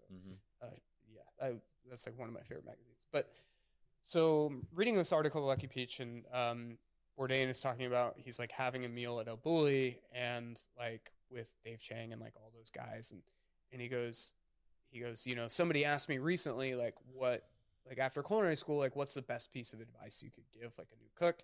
And Bourdain said he's like, the best piece of advice I think I can give is telling them to go stage in a foreign country like Spain right now, you know, at the time. And I was like, this is what I need to do next. Right. I was like, this is how I'm going to learn. Like, I'm not going to like try to survive in New York City. Like, I'm going to go learn from the best, you know, which at the time was in Denmark. I was like, I want to try to get to Noma. And so I was, by the way, I went to a book signing with Bourdain when his Medium Raw came out. Okay. And it was like at the Barnes and Noble in Union Square. Yeah. And we go and we do a Q&A, and it's like him and Eddie Huang, who I just ran into in LA last week. Oh, dope. At a restaurant. And I was like, you don't know who I am, but I ate at Bauhaus all the time when I was in culinary school. Yeah, and yeah. he was like, oh, thanks. But anyways, so we're up there. Shout out Eddie Hang. Let's get him on the show. Yeah, for sure. I slid into your DMs today. You should check it out. Be in LA. His show is pretty. He was one of the first ones on Vice. Yeah. To make food content. Yeah. No, I love to see chefs like be successful in like food media that are like authentic. Yeah. And also in another space too. Yeah. Like he was able to transcend into other media. Yeah, and he also did like he was an actor. Like exactly. That's what I'm saying. Yeah, fresh off the boat. That's like, cool. Yeah. Yeah. No, I'm like I love all the success he's getting. But you're like because he was like the chef's chef, or like cook's cook, and like to see him like go through all of that, like I'm pretty sure it was his like fucking bright green Porsche with gold rims I saw in the parking lot, and I was like, fuck yeah, man. That's right. Yeah, like, that's right. Fuck yeah. Ball out. Yeah, love it. But so we're at this thing with Bourdain, and it's a Q&A, and somebody goes, Tyler Florence, Bobby Flay, Guy Fieri, fuck, marry, kill. Oh. And I was like, God damn, that's a good one. That's an epic. Great question. Yeah. And he goes, I'll never forget this. He goes, oh, okay. And he goes, Guy Fieri, he's got what, like 6, 7 restaurants right now? That's marriage material. Yeah. Definitely. Fuck yeah. And he goes, Tyler Florence? He'd look good with a blonde wig bent over a sawhorse. I'd fuck him. And Bobby Flay? I never trusted that motherfucker. Oh, man. Dude, that's dope. Yeah, it was good. It was good. So anyways, I'm like back at Bond Street, and I was like, hey, like, Mads, like, I know you're coming from Denmark, like, can I stage at Noma? And he was like, yeah. He's like, I could probably like set you up with a stage at Noma. And he goes, but if you go to Noma, you're gonna be like one of like 70 other stagiaires that are just like picking herbs and pickling. Right. And you're not gonna have like much of an impact on the restaurant. And he goes, but I know a restaurant, I know a chef that's like has a much smaller operation that I think you might be a good fit for, and they're like taking stages. So let me like reach out and we'll see. And so like he like reaches out, and he like writes down on this, like, I still have it, this like on this like notepad, this like email, ronniemborg@gmail.com, and I was like, just gave away his whole email. And then he like, he's like, email this guy, I already told him about you, just like, say something nice, blah blah blah. Yeah. And so like I said this whole thing, like, I would love to work with you. I'm graduating culinary school. Here's my whole story. And he just replies, 10 a.m., August 17th, bring pants, we have jackets. That is it. And I'm like, that's chef communication, right? I know. I'm like, holy shit. This is like, real. Am I moving to another country on this like poor English? Like his English is terrible. Very vague. Yeah, like very vague instructions. Not even a name of the restaurant, right? Like with the address. So I after about a year, I left Bond Street. Graduated culinary school, and then moved out to Denmark, and that was my first time in another country, and like, I was in Iraq, but like that was like my real like first time in a country. Like I wasn't around a bunch of Americans, a bunch of Danish, and like I got like an Airbnb for a couple weeks and until I found a spot, and my Airbnb host was a reggae DJ. Okay. And Danish woman, reggae DJ, and then like she like hooked me up with like a spot to like stay long term. And it was like her friend who was another reggae DJ. And I'm like, how many reggae DJs are there in fucking Denmark? Like, this is so weird. Like, I don't know a single reggae DJ in my life, and I just met 2, and they're both Danish. Like, so I get into the restaurant AOC, 1 star at the time. Small team of like 10. Right. And to this day, like the cooks that were there when I was there are some of my best friends in the world. Like I go and I stay with them at their houses every time I go back to Copenhagen. And like we have like this like crazy bond, and I don't know what it was, if it was like culture of the restaurant or like where we were in our like careers, but like we bonded so closely that it's amazing. And, Yeah. we all have families and everything else, but it's great.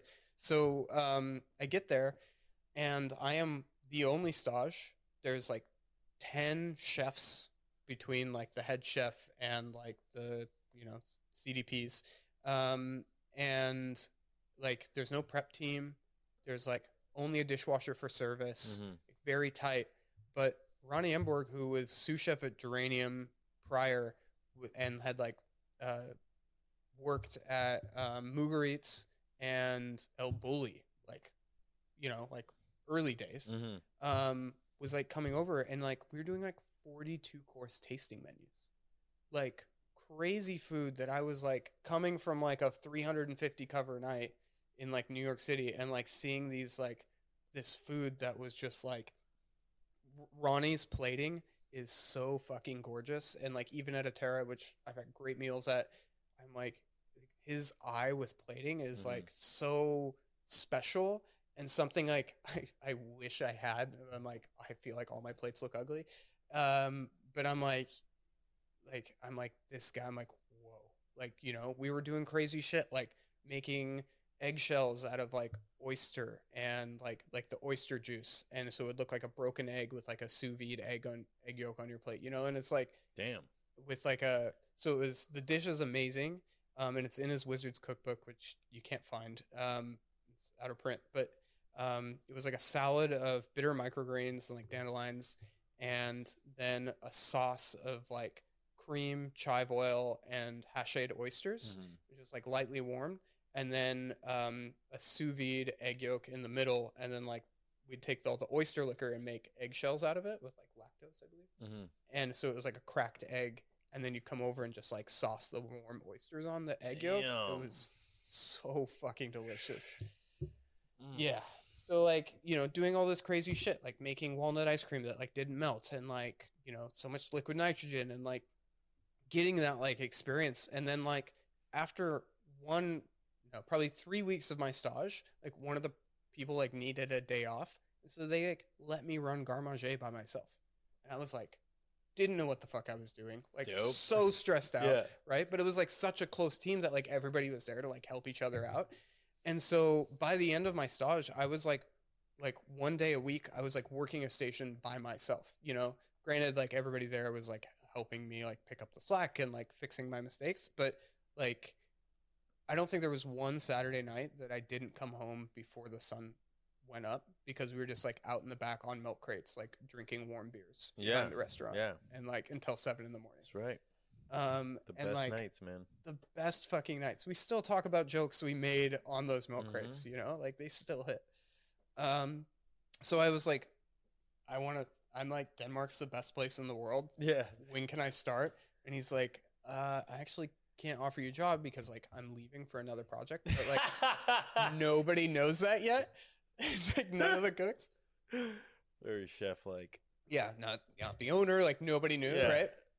And so he was like, but when I open that, like I'm gonna need people, so like we'll keep in touch. And I was like, okay.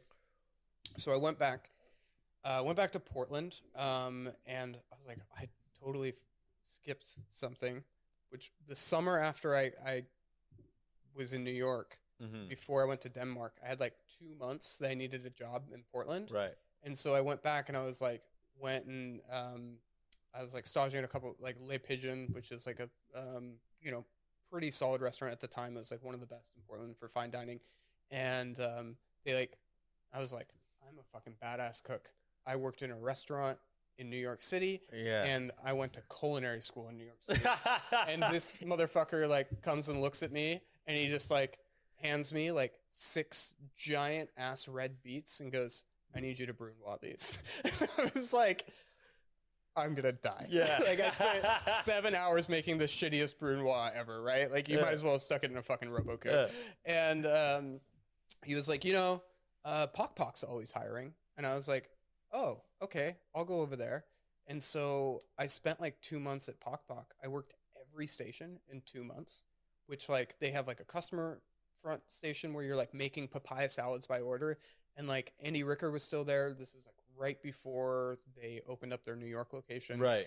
And like, you know, people say bad shit about Andy Ricker all the time, but I'm like, that motherfucker knows so much about Thai food that I'm like, you know, like when all the things were like, oh, he's appropriating like Asian culture. I'm like, no.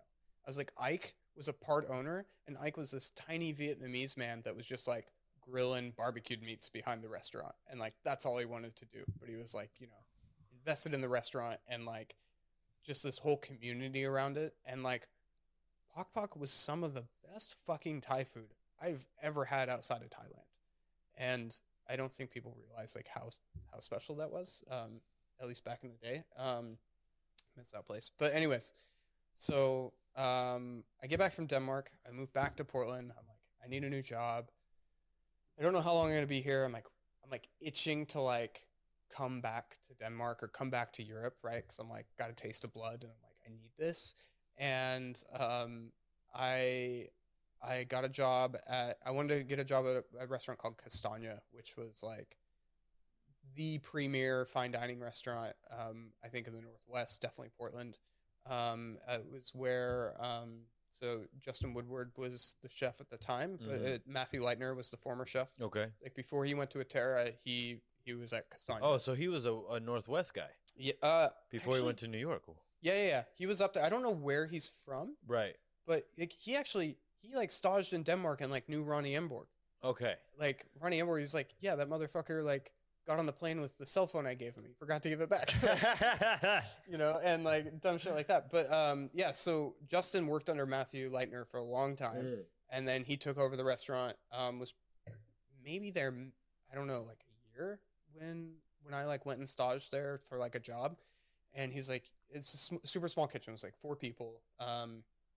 Including him, including the chef. Right. Tasting menu only, you know, like doing some like really sick like Northwest food. But like, you know, Justin had like, I think didn't know Mediterranean and like, you know, so like had that Scandinavian feel to it. I think all restaurants did at the time. Lots of fermentation and fun things.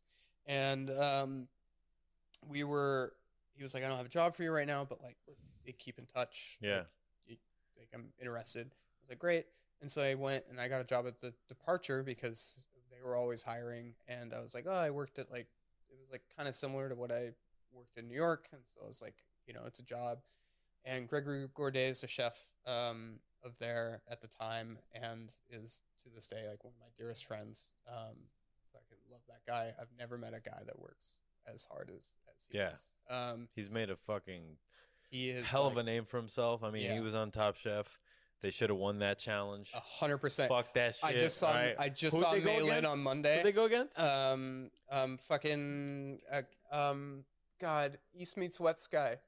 Oh, Ming Tsai. Ming Tsai. Right. Yeah. They whooped his ass, bro. Yes, 100%. They whooped his ass. But we were talking about this, like the first few shows, like of Top Chef, because it's like a new season with new chefs. They have to like show that the Iron Chefs are better than everybody. Yeah, of course. So they're like, they're not gonna lose. You know, they're not gonna lose for like they'll like lose 1 or 2, but they're like, oh, we got to set the bar. It's like, no, your food was not as good as everyone saw what happened. Like fucking what's her name lost for sure. Atelier Kren, Dominique definitely lost. And then there was some shitty ass technique I watched the lamb being cooked in that I was like, this is trash. Yeah, I was like, and then what the fuck are you doing? And I mean, I know he knows better, but I don't know if it's the time crunch. Look, I've never done that show, so I can't talk. But at the end of the day, I remember when Costa was on it. I know what I saw. Cat Cora. Yeah, exactly. You know what I mean? If I saw Cook doing that, I would have been like, yeah, I'd been like, no, excuse me, chef. Like, why don't we get another pan? Yeah. Why don't we break this up a little bit? Yeah. Why don't we talk about this? Like, or I'd just be like, really? Yeah. Like, you know, like, really?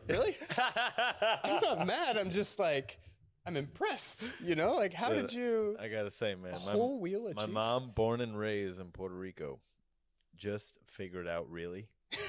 And that is her response for fucking everything, dude. It's like a blessing and a curse that she figured it out this late because now she's gonna like use it even more. Dude, it's fucking horrible. Oh, I was man. like, God damn it, I don't need that. You're shit. like, you give me enough yeah, shit. Please, like, you don't need anything else. Yeah, it's great. But yeah. Where the fuck were we? Departure. Gourdet. Yeah. So I was working there for like fucking a couple months, and like somebody left Castagna, and they were like, hey, like Justin's like, I got a job for you. And I was like, he was only at Departure for like a month. I feel it was very short, which is, I think, why Gigi and I are still very good friends, because I didn't really work for him. And so we like go, and I like leave, and he's like, you know, it's like a high volume restaurant. He's like, all right, like, good luck, you know, keep in touch, right? Portland restaurant industry super small, so like, you know, saw him a lot still, and went and worked at Castagna, which was amazing because it was like a small team, and like I was on meat roast within like a couple months just because of how tiny the team was, and you know, it was like pretty simple at the time. We're doing like a lot of sous vide things, so it was like you can't really fuck up Copa when you're like cooking it sous vide, you know, 56-degree water bath for 2 hours and then searing it on the plancha, right? Like with a delicious sauce, like you're going to be great. But really, that's, I think, when I really started to appreciate amazing produce. Like we had this guy, Sheldon, that only grew us beets. That's all he did. And you're like, fucking beet farmer, you're like expecting Dwight Schrute, and it kind of was. But like these beets were like dinner plate sized, like rainbow, and were like so sweet and juicy. You're like, how the fuck is this crazy guy growing these beets? Because I've never had beets. And you're like, the fact that these beets are delicious are like making me like rethink who I am as a person. And so, and like that's something actually in Denmark. You know, Denmark's like fucking cold. It's like the produce up there is not great, honestly. Like some of it's really delicious, like the cabbages and the potatoes, and like great. But like the really exciting things are just not there, or the season's shorter. They're like importing it. And so like seeing all that stuff in Portland, I was like, or like, you know, we're so fucking lucky to be on the West Coast of the United States of like what we have. And I was like starting to realize that. And so we're like having a good time. Two of the other chefs there were from fucking what's the place in Vegas? Oh man, that's gonna kill me now. I have to remember the fucking French guy. He looks like the Sith Lord. No, Robuchon. Robuchon. Okay. Yeah. So they worked at Robuchon. One worked at the one in Vegas. The other one worked in the one in France. Right. So like they came from like the pastry chef Yves. What years?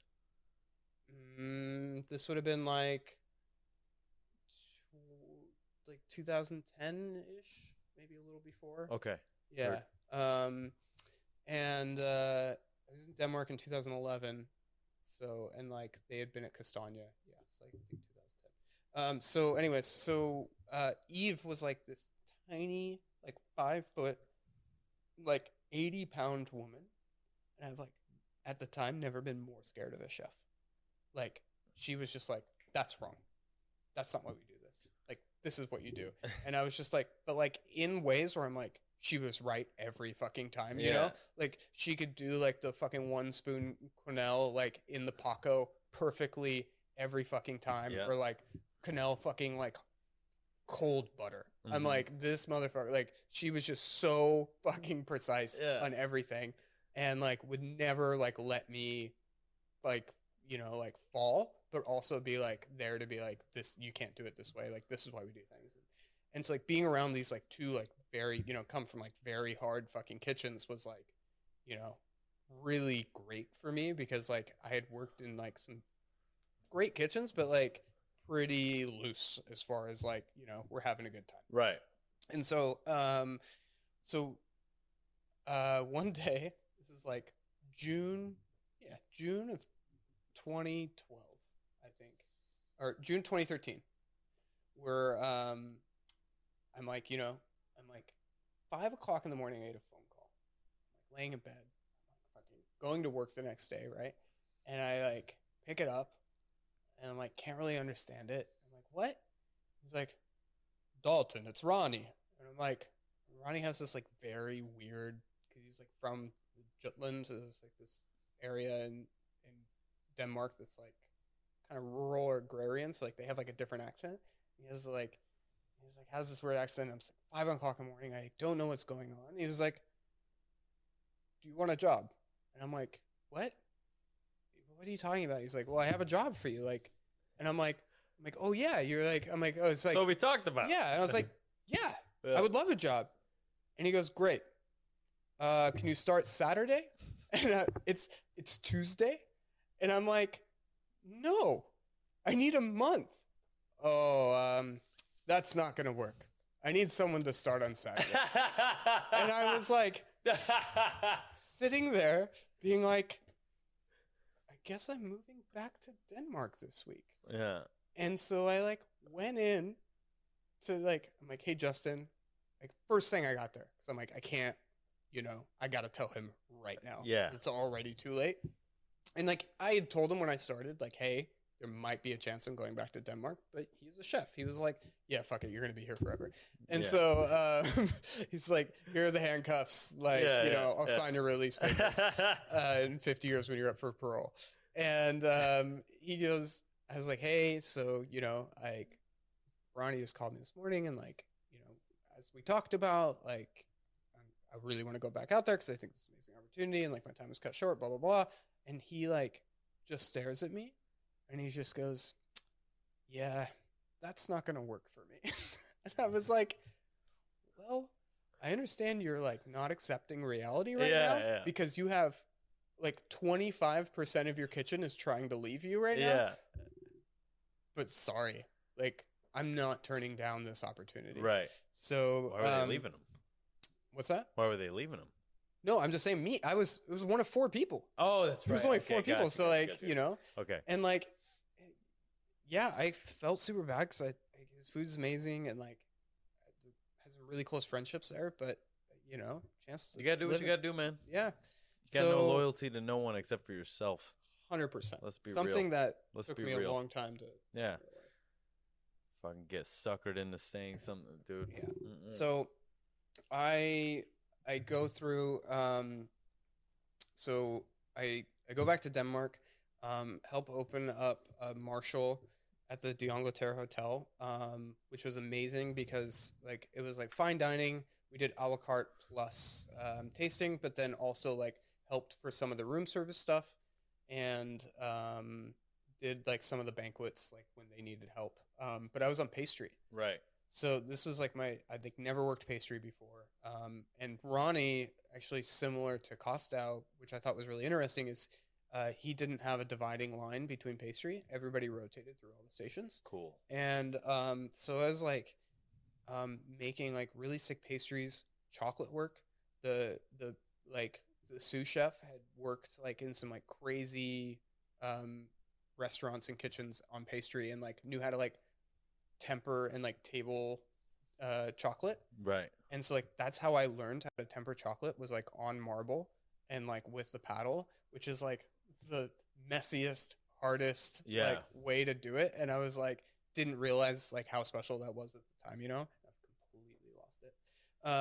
But like learned some really sick shit that like I had never done before. And so I'm like applying for work visa. I'm like going above board, like doing all these things. But this is 2013. Like Noma's kind of like, at its peak, right? I don't know if it had gotten restaurant number like first in the world yet, but it was like around that time. So like everybody was coming to Copenhagen to fucking work. And so it was like really hard to get a visa to like, because like, Copenhagen or Denmark's like, we're good. We got a great thing going on. We don't need anybody else coming to our country. And like, then you have like this flood of fucking chefs that are like, but like your food scene's amazing. And like, we really want to come to your country. So it's like the way you got around that, like the visa process was like, what is special about you that like somebody in Denmark can't do the job for? Right. Like that's how you get your work visa, which is really hard when everybody's flying around the world to come here. And so every like week I was going into the visa office being like, hey, is my visa ready? Is my visa ready? And some weird thing where like they couldn't mail it to me and they couldn't like mail it to my work because I technically wasn't working yet. So like I was like going in and then one day I just like go in and they were like, so your visa was denied 2 weeks ago. Yeah. And I was like, but I've been in 2 weeks ago. Yeah. Like I've been in like 3 times since then. What do you mean? And they're like, well, it's too late to deny it now. You only have 10 days to like appeal your declination. And I was like, so what does that mean? And they're like, you have 2 options. One, is you buy a plane ticket right now, and like while you're in this office, back to the United States one way, and like we let you go, or we we quarantine you basically or detain you, and then we stamp your passport. You can't come back to Europe for 2 years, and we'll buy you a flight. And I was like, what? And so like I didn't have the money, right? I was like getting paid under the table. Right. It's like I text like my boy at the restaurant, or like email him, and I was like, hey, like, can you buy me a plane ticket and like send me like, you know, the text of the confirmation? And so they did. And like I showed him and like got out and like went into work to be like, today's my last day in Denmark. Yeah. Like all of a sudden. So I flew back to the United States. I was like in New York, like so depressed. Just being, what the fuck am I gonna do? I was like, I don't want to be here. I don't have the money for New York. Yeah. Like I like was missing like 2 months of salary because like I was getting paid under the table, and I was like fighting for that. And my buddy who just came from Tom Aiken's Kitchen, which was a 1-star in London, was like, I can get you a job there tomorrow. And I was like, fuck. I was like, I have enough money to go to London and like get a hostel for a little bit until I like start getting it. And like I was like looking up the visa restrictions, and I was like, oh, it seems pretty easy for Americans. So like 3 days after being in New York, I flew back to London and like got a hostel. Like, you know, all my shit was pretty much packed, so it was like pretty easy. Yeah. And I go into Tom Aiken's, and it's like a gritty London kitchen. Right. And like we're in the basement, you know, it's like super like almost ladder like stairs to get up to the dining room, and like these waiters are carrying these fucking trays of like these crazy, if you've seen Tom Aiken's food, yeah, crazy food. And you know, Tom Aiken's is like the notorious like worst chef ever as far as abuse and like running a kitchen goes. Like there's tons of lawsuits against him. Like he got in trouble. There's like an article where he like was heating up a palette knife on the flat top because somebody dropped something, and then he burned their leg with it. Right. And like just like shit where you're like, whoa, dude. Yeah. Like I've seen some shit. I've been to war, but like this is not acceptable. Right. And so working in this kitchen for a week, you know, we were like, it's London. So like I didn't realize this like in London and Paris, right? Like you work 7 a.m. to 2:30 to do lunch. You take a break. We went to like some shitty fucking coffee shop, and like people were like sleeping on the counters for an hour. We come back at 3:30. You eat staff meal for 15 minutes, and then you're working until 1 a.m. for dinner service, and then like rinse and repeat. But it's like you're working to 7 to 1 a.m. 5 days a week, like, and then you're like living 2 hours away because you know you can't afford to like live near where the restaurant is. And so like I was like, everything about this is like a no. Like I saw Tom Aiken's, like this waiter like fucked something up, and the waiter like still like went up the stairs. He's like, get the fuck back down here. And he's like screaming at him like a fucking drill instructor. And he's like coming, like the waiter like comes all the way back the stairs, like, you know, precariously, like, I can't drop the tray. And he comes back, and Tom Aiken goes, hey, look at me. And like the waiter looks at me, he goes, fuck you, get back upstairs.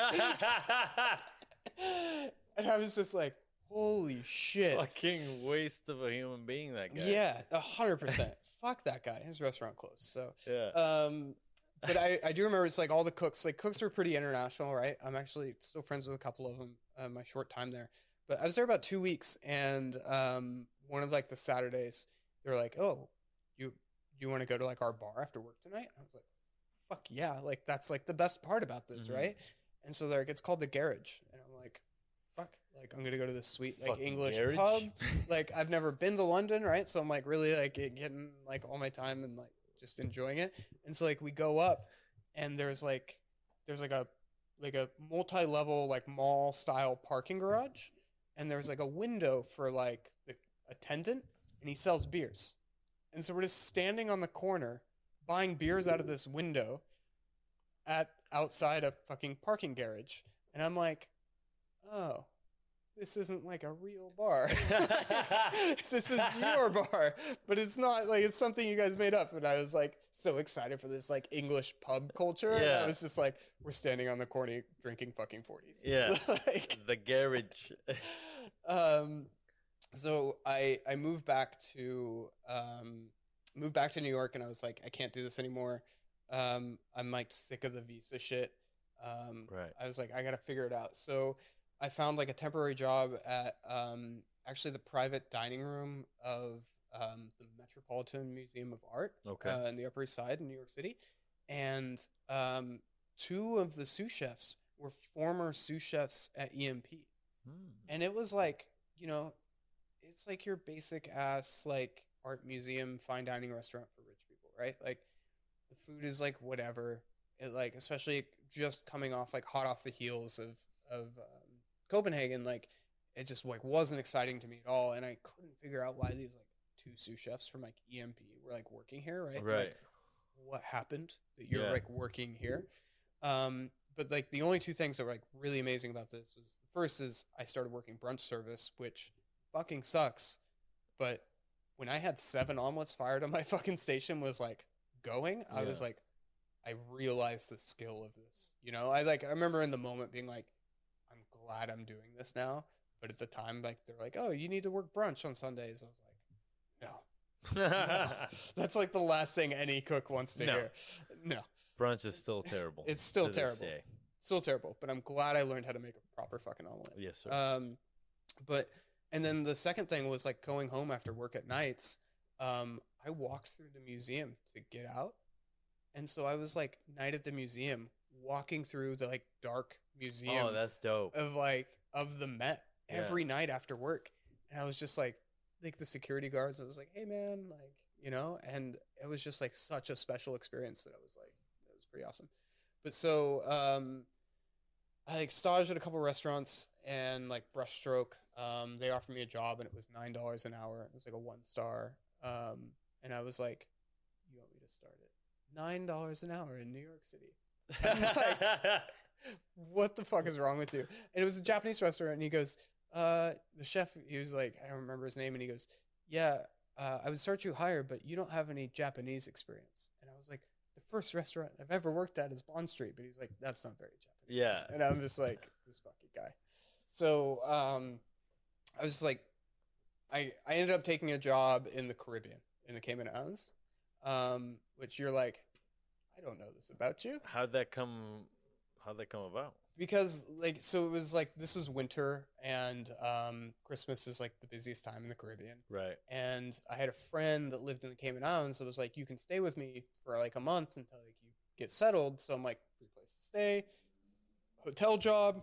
It's going to be like, I can take some time to figure it out, but still like be in another country and like have fun. Right. And so I'm like doing all that.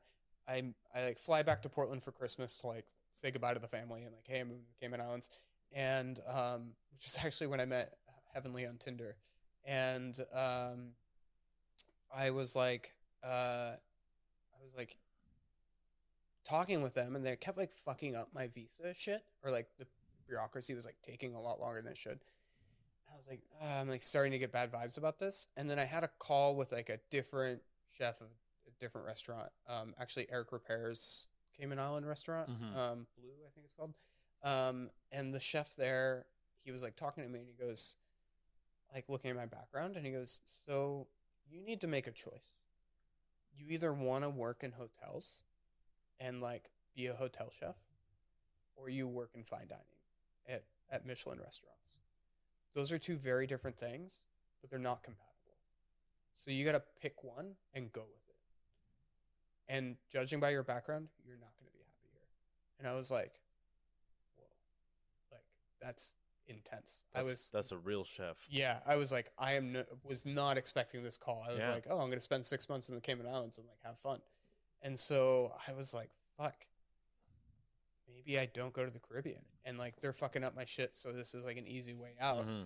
And so I turned it down, and my buddy from Castagna, who had worked at Robichon in Vegas, was like, I can get you a stage at the Mansion if you want to go. And I was like, yeah. So I go to stage there, and it was like, they wanted me a 2-day stage, and I told them only one because like I had heard like some bad things about kitchen culture there, and so I like wasn't like anything for you, you know. But like 3 Michelin star experience, like it was still a 3-star at the time, and so I was like, you know, super like, you know, jittery being in the fucking 3-star, you know, and I go in there and we're like eating in the MGM Grand like during staff meal. Right. Like you just go and like eat at the hotel, even though like the restaurant's like so secluded from everything else. And it's like, this is like the most expensive restaurant in Vegas at the time. Like I've heard people like chef friends tell me it was the best meal they've ever had. Like, you know, just like crazy opulent, but crazy amazing. And we're like sitting there at staff meal. And I was like, so this morning I just got a reply back from the restaurant at Meadowood saying I can come in for a 3-day stage. Yeah. And I'm trying to decide, like, between you guys and Meadowood, what do you guys think? And every single chef looked at me and goes, take the job at Meadowood. Don't work here. And I was like, holy shit. Yeah. Meanwhile, the like French chef, I have no idea who he was like standing on the line expediting, and he would like stand there, and it was like a pretty big line, like window, and like with like the tickets were like on one side, and like some food would get passed on the left side. And so he would like walk down the line and like move it over and whatever. But then he would just like mainly stand on one side, and he would just take his shoe off. And then when he needed to walk down the other side, he's like would leave his shoe off. And I was like, what are you doing? Like, what is happening? They made all of their, they only used Evian water for anything. So like all of their like ice baths and stocks and everything. Evian, chef. Evian. Wow. They had like fucking giant, like the water cooler canisters of Evian water, and that's what they're using for everything. But I spent one day just like seeing how they made the mashed potatoes. Yeah. Those mashed potatoes are like, everybody makes Robuchon mashed potatoes for a fucking reason. Oh, for sure. Like Ponce Puree is like so fire. Damn right. So I staged at Meadowood, you know, worked in the cold room, and then was like, I get a call back. I'm like, back up in Portland, like, you know, getting callbacks or whatever, like waiting, and Costow calls me and he goes, so I'm trying to decide whether to hire you. And I was like, okay, well, you know, I like, what can I tell you that will like convince you? And he goes, well, I had a call with your old chef, Justin, and like, who like fucking hated me because I left him. Right? Yeah, exactly. And he goes, he didn't have anything nice to say about you. And I go, well, that's good because I have nothing nice to say about him. Yeah. You know, now we're cool, water under the bridge. But like, you know, at the time, like, yeah, it was like a big deal. At least in that restaurant. And so finally get the job and start in the cold room. And then I'm like, I don't even need to like tell you a lot of this because we worked on the fucking... I was there, baby. Yeah. We saw it all. Oh, man. That was fucking great. High highs and low lows for sure. Fucking right, dude. If I can just, like, I'm trying to, like, just be a better human and not talk shit. But if I could talk shit for just 1 second. Yeah, go ahead, bro. On Cameron Cole, who fucking left us to die with the butters on Grant Acca's 12 Days of Christmas. Right. His fucking birthday, and we got sent home. Yeah, that's right. Because the butters were all fucked up. Yeah. And he made them and put them in our fridge underneath. The butters and then the herbs were fucked up. Mm-hmm. That was Fred. Go ahead and throw him under the bus. That's fine. Yeah. Shout out to Fred. I haven't seen him in a while. Yeah. I don't fucking know. But yeah, dude. Literally got sent home, ridiculed in front of Grant Achatz. Yep. And then we went and got in and out after that. Yeah, we went down like so depressed. We had to calling our respective girlfriends, being like, "Yeah, we got out of work early." Yeah, we might be fired. We don't know. We don't know if we're gonna come back. But you know, came back and finished the rest of 12 days, and that was that. Yeah, it was like it never happened. Apparently, people get sent home all the time during 12 days. I love that idea too of like only in like the 3-star level or like the super high end level can you be like, your punishment is not working. You're like, no, please, no. Don't make me leave. It's like, how fucked up in the head are you? Any other job would be like, oh, you'd be like, fucking cool, whatever. Great. Especially though in St. Helena, like where the fuck are you gonna go? Yeah. In New York, they send you home like, okay, cool. I'm going to the bar at 4 in the morning. Yeah, I'm gonna go to the bar. St. Helena, you're like, well, I guess I'm just gonna grind myself. We'll go get some burgers and call it a day. Yeah, seriously. But yeah, that was a horrible day for us. That was a horrible day. But you know, lots of great days. Yeah. I think I have a lot of highlights from the kitchen culture there.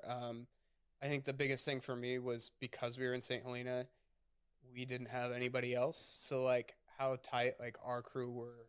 Oh, for sure, man. Like Carl vaguely liked me at the time, but like now he's like one of my best friends, and I have like so much love for the guy. Same here, man. And Same, it's dude. so funny. I remember we hated each other for a little while there. You guys were on the station together before I got on there. Yeah. And then when I went over to Hotline, when I went over to Fish Station, Carl trained me on fish.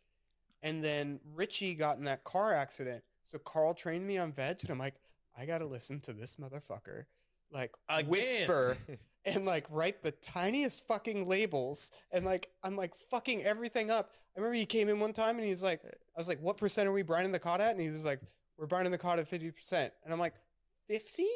And he was like, yeah, 50. And I'm like, 50 seems way too high, chef.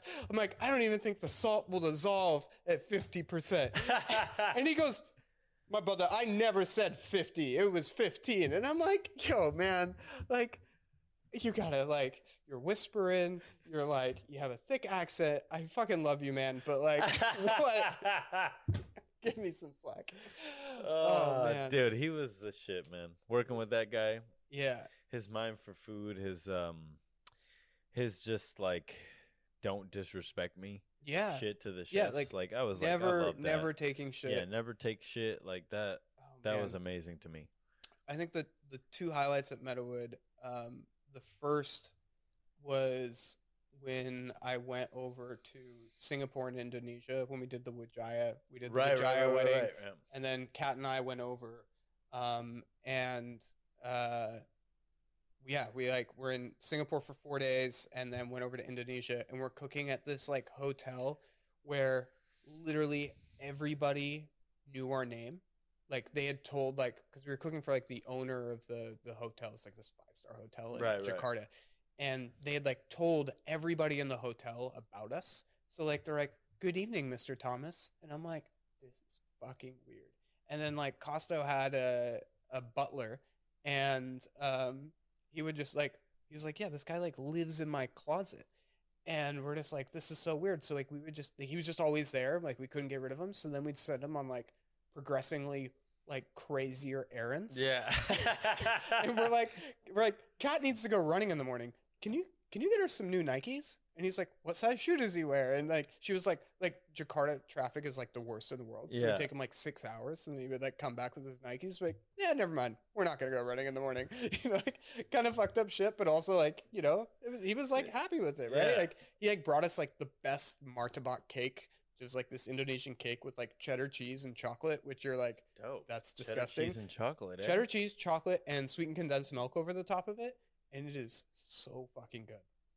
So good. It's like these like, it's kind of like pancake texture, but it's like longer striations. Chewy and yeah, exactly. Like there's probably some like tapioca flour in there. Okay. I like it. Yeah, it was, so like we did this like event for like 200 people, and like, you know, was sent with like 2 half delis of beef stew. You know, like, cause like we had like tried to pack everything we could, and we were like labeling it caramel sauce. So I remember like being in the back, and we're like in this like crazy monster of a hotel kitchen, right? And we're like, nobody eats medium rare beef, right? And so like if it's under it all, they'll like send it back. So Costa's like, okay, well instead of like 1 spoon per dish, we're gonna cover this like the tenderloin, like medium rare tenderloin in jus, and then no one will send it back because it'll be covered in sauce. Yeah. And I was like looking at my 2 half delis of like beef stew, being like, we have 200 of these like fat ass like fucking Chateaubriand. We're not gonna make it, chef. So I was like in the back with like, you know, these like small Indonesian cooks being like, and there's like 7 of them per station because like employment's so cheap over there. They just like pack them in. Right. And so I'm like, what do you have for sauce? And like, we're just like opening the drawers. And it was like, I would say like 50 courses or like 50 covers into the first night. It was just like straight fucking bourguignon sauce that they like had in the back. And like, it was just like, but it was just like pure tomato and red wine. You know? There was like no beef bones. And so we're just like, we got through. Not one steak sent back. He was right. Cover it in sauce. You know, and I like just, I remember coming back with like, I had like, the Wijaya family gave me like a case of these like Indonesian mangoes, which you can't find anywhere else. Right. I had all this like char siu, like, and pork floss from fucking Singapore. I had like a ton of cash because like they were like paying us in cash for these events. And I like get through customs and they're like, do you have anything to declare? And I'm like, nope. Like, all right, welcome in. I was just like, if you were to look at the top 4 things, I had 3 out of the 4 of like what you can't bring in. Mangoes are amazing. But so that, and then cooking for Rihanna with Carl up at Promontory. I remember that. Was like the dumbest thing ever, but so great. And he loved it. He was like, oh my God. He was like, her skin was like milk chocolate. Yeah. She was like, dating like a prince at the time. Yeah, right? She was dating the Prince of Saudi Arabia. Yeah. And we, you know, we did, it was basically the menu at Tram, but we were just doing it for her and her partner. They spent $30,000 on the meal. And like, she was just like, you know, over the whole pretension. Like, we set up this like beautiful like setting of like the table, like overlooking the mountains of Napa Valley. And there's like this waterfall and like, oh my God, it's so gorgeous. And then like halfway through canapes, she's like, I just want to eat room service in my room. And so they just like dipped out after canapes. Yeah. And like we had like all these bottles of Krug open and like everything else. So like Carl and I just made the whole menu for ourselves, drank the champagne, and like I have pictures of us sitting in her table like cheersing. And like we're like, you know, we're still gonna charge you. Like, do you want the rest of the food? And like the prince was like, no, like if she doesn't feel well, like then we're leaving. And so they fucked off and paid the money, and it didn't matter. That's awesome. Yeah. But like it mattered anyway. She got ASAP Rocky now. Yeah, I know, right? She's got. Congratulations to her. Yeah, congratulations. Shout out to Riri. Shout out to Rihanna. Yo, do you see that statue actually at the Met that they say looks like Rihanna pregnant? No. And now they're calling it the Rihanna statue. Oh my God. It's like an old ancient Greek statue. They're like, oh look, it's Riri. I just watched a short video. I think it was like Jamie Foxx telling Joe Rogan that like to people, you know, Michael Jordan, whoever's under like 15 and under right now, like he's the crybaby face meme. Yeah. Like he's not the greatest basketball player that ever lived. No, he's like the yeah, exactly. So to me, it's like, fuck, man. Yeah. No matter what you do in this world, somebody's gonna find a way to roast it. It's there's like I actually saw this about Alton Brown, right? Because like, you know, it's like Good Eats, like for me, it was like a formative like cooking show. It really was. And like like at the time that was like the only like cooking show I really liked. And then like now you look at like Cutthroat Kitchen, right? And he's like, you know, like fucking with all these cooks in like weird ways. And I saw like a meme and it was like Alton Brown on Good Eats and then Alton Brown on Cutthroat Kitchen. And it's like, you either die a hero or live long enough to see yourself become the enemy. That's awesome. It's like that's like that happens to all of us, like Michael Jordan, you know. Dude, fucking Alton Brown's the shit. I see him on Iron Chef. He's the best part of Iron Chef. Yeah, 100%, for sure. 100%. Kristen Kish too. I like her. Yeah. No, there's still some solid. As much as I fucking hate Food Network, there's some still solid food personalities out there that I think are legit. Damn right. So when you made your exodus from the restaurant, that was to go with your partner at the time for her education and I think it was Germany. It was on both fronts. Like so like, you know, she moved down to Napa for me, and like there was nothing for her to do at Napa, right? Like she wasn't trying to get into service industry, and even though she worked as hostess for a while at Tram, but like like that wasn't her passion, that wasn't her goals, and so she was like understandably very restless, and then I was just like you know like I love the 3-star world, but I like wanted to do something else.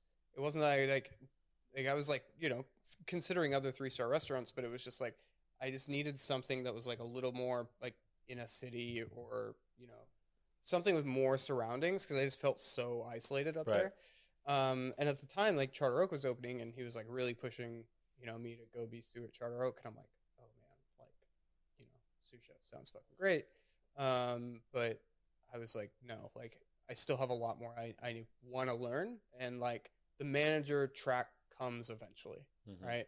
And so I was like, I'm gonna learn everything I can now before I'm like stuck as a manager, right? And so so we moved to Berlin, and went to work at a bakery, organic bakery, where we milled our own flour, like literally all the aside from any of like the croissants or enriched doughs, like all of our doughs had flour, water, salt, and starter. But like flour, water, salt. And like that's it. And like we milled all of the rye flour, any of the special spelts or anything. Like we did all that milling, and then bought like Italian white bread flour. And I was like, this is fucking awesome. Like, although it was like a very stark change to like go from like a 3 Michelin star kitchen to like working 30 hours in a bakery in Germany, where like Germans, like the Germans I worked with, not like you're in Berlin, like Berlin's like you're doing a job so that you can like party or like be an artist or like whatever it is, but like the job is not why you're in Berlin, right? And so like for me the job was why I was in Berlin, so it was like a huge mismatch where I was like working with these people, and like I would get in an hour later and leave an hour earlier because I was finishing all my work so quickly, and like people were like, you can't be done already, and I'm like, yeah, like I'm just like trying to be fucking smarter about this. Yeah. Like, just slow down. Like, we don't need to do that. Yeah, we don't. It's weird. Like, I remember like we had 2 shifts at the bakery where like one person would bake, and then 1 or 2 people depending would do doughs. And so when I was baking, you would get in an hour earlier than the dough shift. And so like in the winter, I would like leave the door open and then have like the rack of bread like next to the door to like cool it off faster, so I could like pack it for like the cafes and things. And so I'm like baking doughs, and like it's like snow is like blowing in through the door, and it's like dark of winter. It's fucking great. And I'm like, I had this woman like walks up, a German woman, and she's like in German speaking to me, and she was like, can I have a loaf of bread? And it's like 4:30 in the morning. She's like drunk, coming back from the clubs, and I was like, no, like sorry, like this bread's already sold. I'm like just packing it for order. And she was like, what can I do to give you a loaf of, or to give me a loaf of bread? Yeah. And I was like, like my German wasn't very good at the time, and I was like come again?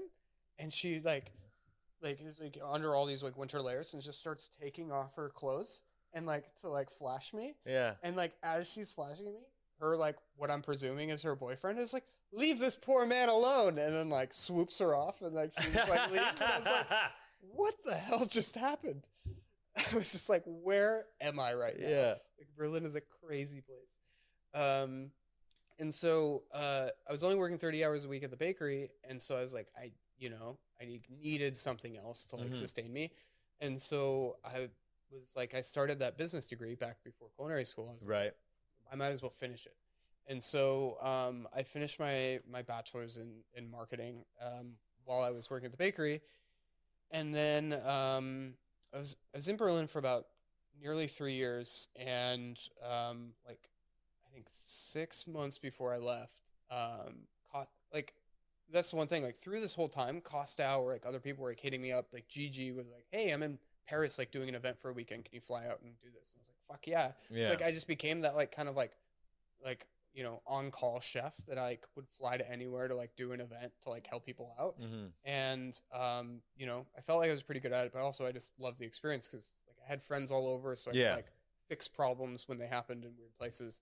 And, so I go down to, Hong Kong for an event for Tram, for Costco. And, it was still, I think, one of the hardest events I've ever done. There were like 6 of us, and it was 5 days of lunch and dinner, 50 covers each of like 10-course tasting. And like we were there 8 days. 2 of those were travel, 1 prep day, and then 5 service. It was like, I like never got into cocaine, but I really wish I would have on that trip. Yeah, for sure. Like needed fucking something. Yeah. And like so we're like doing this event, and like these investors from Shenzhen, from like mainland China, come in and like talking to Costco and like talking to Miles about it. And like, hey, like these investors like want to do like they want Shenzhen to be the next food city, and right. It's like right across the bay from Hong Kong, and they were like, would you be interested if like we open up like a Tram China? Like, would you want to be a part of it? I was like, no fucking question. Like, yes, I want to move to China to open up a restaurant. And so we go back. I'm like talking to Costco along the way, and like coming out to New York. We actually met in New York a couple times. That's right. The event at Contra. Shout out to Jeremiah and Fabian. Yeah. Just fucking legends. So like we were out there, and like I was having meetings with Costco, and like they were like showing me plans. I'm like, oh, this is like a real restaurant. And like so January 2019, I moved back to the States to be like, I'm gonna do the China project in February. We're gonna do like 3 to 4 months of R&D, and then move out in June to China. So we're going to work in Napa. And so originally it was just Miles and me. Miles was going to be a head chef. I was going to be the sous chef. And then we like realized how kind of daunting this project was. And Kevin Finch, who just got like burned by this whole like Miami project, like being like pushed out for whatever, reasons of bureaucracy, trying to open a restaurant in China, right. was like still like very much like, I want to move to China, and like looking for a gig, and this like, timing just fell very serendipitously. And so Kevin came on like, I think a month or 2 after Miles and I had like started on the project. Right. And we did all these tastings and R&D. We're like going down to Chinatown in San Francisco and like watching every fucking YouTube video I could on China. Started like watching this like Taiwanese soap opera with Rich at home, that like we're just like doing it so like kind of for the language, and then like we got super invested in the characters, like, and it's like a soap opera, so they're like, like the love of her life like falls off a building, is like in a coma, and wakes up, and we're just like, oh my god, is he gonna wake up? It definitely got down some like rabbit holes, but like, that's funny.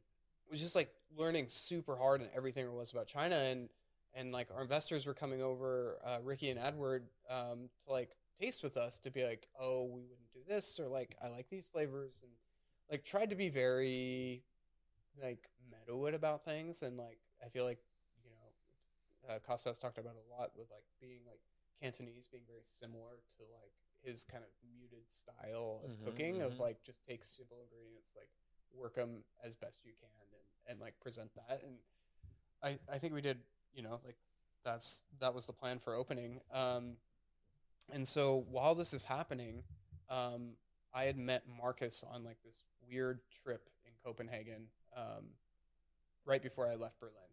And I was like, what are you doing in Copenhagen? I was like staging at Relay at the time, just for fun. I was like friends with the sous chefs. And you're like, oh, I'm like here on this like business school trip. I'm like going to UC Berkeley in their executive MBA program. And I'm like, what the fuck are you talking about? You're just like partying in Copenhagen for a week. Like, this sounds awesome. Like, how do I get involved?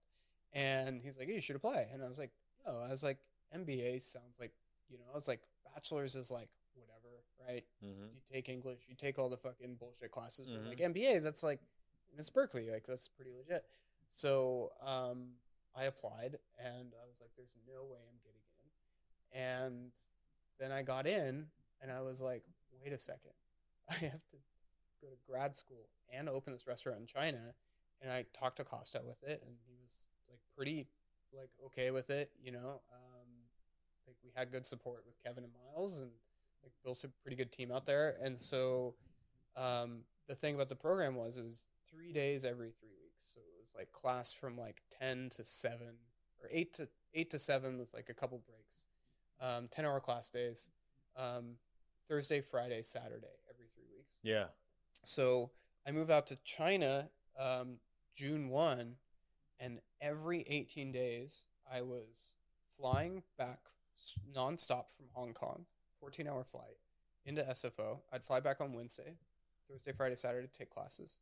Sunday, I would fly, Sunday evening, I would fly back to Hong Kong. I would land Monday night, and I would go to work on Tuesday. And I did that for the entirety I was in China before the pandemic. And I was perpetually jet lagged. I bet, yeah. I bet. On both sides, and it was like opening up a restaurant. And it's opening up a restaurant is hard, and I think that's like one of the things like people are so excited to do is like be a part of restaurant openings. For some reason, there's this like romanticism in the chaos of like we have to figure this out. It's never been done before, and like it's like it's always very easy to hire for like I shouldn't say that. It's hard to hire right now, but like it's easier to hire for opening a restaurant, and you Right. understand that you're going to get so much turnover and lose all that staff. Charter Oak, a part of that, and just all the others. But so doing that in China was like fucking 100-fold harder because like we'd be like, we don't know where to buy sheet pans. And it's like we set up like all these like contacts in Hong Kong, and then we find out that everything's like made in China, right? Of course it is.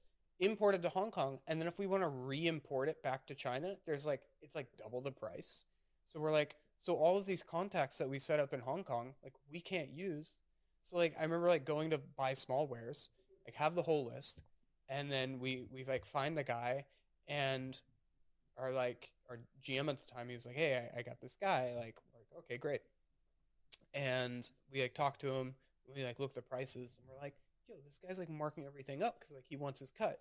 And we're like, "Fuck that. We're just gonna go straight to the supplier." And it's like in the city, like 2 hours away. Drive out to the city, and they're like, won't do business with us because they know we talked to this guy, and he was like, they have to go through me. Like it was like fucking straight up mob shit. Yeah. So like we even tried sending different people from the company that like they hadn't met and like giving a fake name, and they fucking knew. Like we could not buy shit from them. So like then we had to like, so we started sourcing like all of our like sheet trays, 9 pans, like all that like just the smallware shit. And we started like sourcing it all from different companies, and then we found out that like there's no like in the States, like you buy a 9 pan, there's one type, it's either metal or plastic. But if it's metal or plastic, they like fit inside each other. Right. This is not the case in China. So like we were buying like these sheet trays and like fucking whatever, and we were like buying it all, and then we're getting it into the restaurant, and then it wasn't stacking because it's like made by different companies, and they're like a couple millimeters off. So you're like looking at your fucking storage shelves that we had like just built and on this like beautiful yes, and it's like falling over and like taking up extra space, and we're just like, so like the joke became 80%. We're like, we just need to do things 80% as well as they would be done somewhere else, because it was never going to be 100%. Everything was so hard. And like, so the restaurant was on the top floor of the Shangri-La Hotel, like a 5-star hotel in downtown Shenzhen, city of like 15 million people. And like, I gotta say, Kevin got me through that like experience. Mm-hmm. Like having Kevin there, like with me, he was like less stressed because like he wasn't like in the CDC role anymore. So like we just like, we'd take over for each other, and just like he missed America so much, and he would just like we'd just like sit outside the like Chinese version of 7-Elevens, like eating fucking pork buns and like drinking Bud Heavies, and just being like, just talking about all the things in America, like, Yeah. like, you know, like we were in war times, like it was that same shit. And we just became super close, and like, you know, I was always traveling, and he was like, he's like, you're leaving me again. Like, he gets so pissed. I'm like, I'm sorry. But I was like always bringing back, like I brought back like In-N-Out burgers, back from California one time. Like they were just like, our staff was just like so amazed. And we fucking Ting Ting, shout out to Ting Ting, dude. Fucking came back and worked for us. Yeah, she hits me up all the time on Instagram. We have the same birthday, so she like wishes me happy birthday every year. Shout out to her. Yeah, lovely people. You know, I was like, we could have a whole podcast on just like the crazy China stories, but so I was like flying back and forth like a lot, and so my friends from business school like came out to visit me because I'm like, when are you guys going to get a chance to get like a front row view into China on like another level, right? Like we had, this one thing is like our investors took very good care of us. It's like we had like private drivers when we wanted. Like we just text Ricky, hey, one of your cars available, like I need a ride. Mm-hmm. And so like when I wanted to go to the airport, like I'd like ride in this like sick fucking Mercedes van or like whatever it was. Like Ricky owned the only 2 Cadillac Escalades in all of Shenzhen, and then paid extras so he didn't have license plates, so he couldn't get tickets. So he could just park it anywhere he wanted. He could speed, like Jesus Christ, crazy shit, right? And so like, you know, they're like taking us on business trips in China, to, like see other food and like do all these like, we're having like Chinese tasting menus like once a week of like Cantonese and like Sichuan and Xinjiang, like the Muslim like Uyghur community, which is like some of the most delicious food I've ever had in my entire life. And I'm like, I may never have it again, you know, like I don't know if I'll ever go back to China. But so like my friends come and visit me. This is like January of 2020. You can probably see where this is going by the timeline. Oh yeah. And so they like come out and they're like, hey, we're like, let's party. So like it was like the movie of like Contagion, where day one we were like in the club having the best time, hearing on the news about some weird fucking virus in a town 1,000 miles away. We like go to Hong Kong for a few days, you know. It's like great. We come back from Hong Kong and it's like it's the height of Lunar New Year, so it's like a diaspora. So like nobody lives in Shenzhen, or nobody's from Shenzhen. Everybody like moved there because it's like Silicon Valley, right.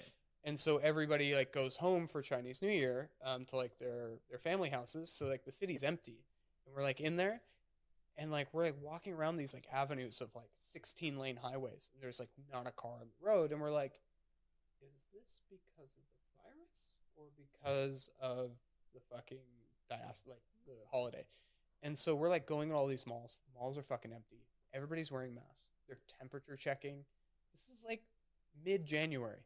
It's like, you know, the United States is like fucking... Yeah, they didn't know. No idea. No one knew. And so we're like taking... Our last day is like, we're like taking a high-speed train up to Beijing, spending 4 days in Beijing, going camping on the Great Wall, and then we're flying out of Beijing back to California. And I had packed a carry-on because I'm like going back to California just to take classes, and I'm coming back in a week. And so we're like on our train in first class. We have masks by this point. And we're like looking at our fucking itinerary, and we're like looking at the stops on it, and there's like 10 stops, and the middle stop is Wuhan. And we're like, wait a second. And we're like putting it together, and we're like looking. Wuhan's like under lockdown by this point. Yeah. We're like taking the train. We like, get to Wuhan, you know. It is like there's not a soul in the fucking city. Like there's not one car, there's not one human out like anywhere in this whole city. We can't get on or off the train. And it's like we leave. But like the stations north and south of it were like bustling and whatever. So like we're just like being fucking dumb Americans on the train. We're like having beers, like playing cards, you know, having a good time. And we get up to Beijing, and it's like temperature checks. We check into our hotel. They're like, so everything's closed. You can't go do anything. You can't get to the Great Wall because there's like passport checks at every neighborhood. Mm-hmm. You can only get in there if your passport matches your address. And so basically we just spent 4 days. Ting Ting was from Beijing, so she was there. So she just drove us around for like Peking duck, restaurants, like 3 days or three times a day. Yeah. We're just like, what's the best Peking duck in Beijing? So we would go around to all the Peking duck restaurants, and she'd be like, that's like that's Tiananmen Square, and like that's the Forbidden City, and like was just pointing to it, but like we couldn't really go see it. Um, and so we get back into the United States, everything's fine, and there's no like TSA's like welcome back, like no questions asked, like anything, mixing with all the other flights, and I'm like standing waiting for my bags, looking at my phone, and it's like Trump cancels all flights from China, and I'm like, wait a second, we got the last flight out of mainland China. Damn. Like, the last flight. This is like late January. And I'm like, oh, it's fine. I'm going to go back in a week. Like it'll probably postpone, but I'll be back in a week or two. This will all blow over. And I was like, I haven't been back to China since. It's been, 2.5 years later. But so the pandemic, I was just like, I don't know what to do. Right. It's like, I think every chef had that feeling of like, what do you do now? Mm-hmm. Do you sell fucking DoorDash orders at your fine dining restaurant? Do you like work in a restaurant at all? Do you be a private chef?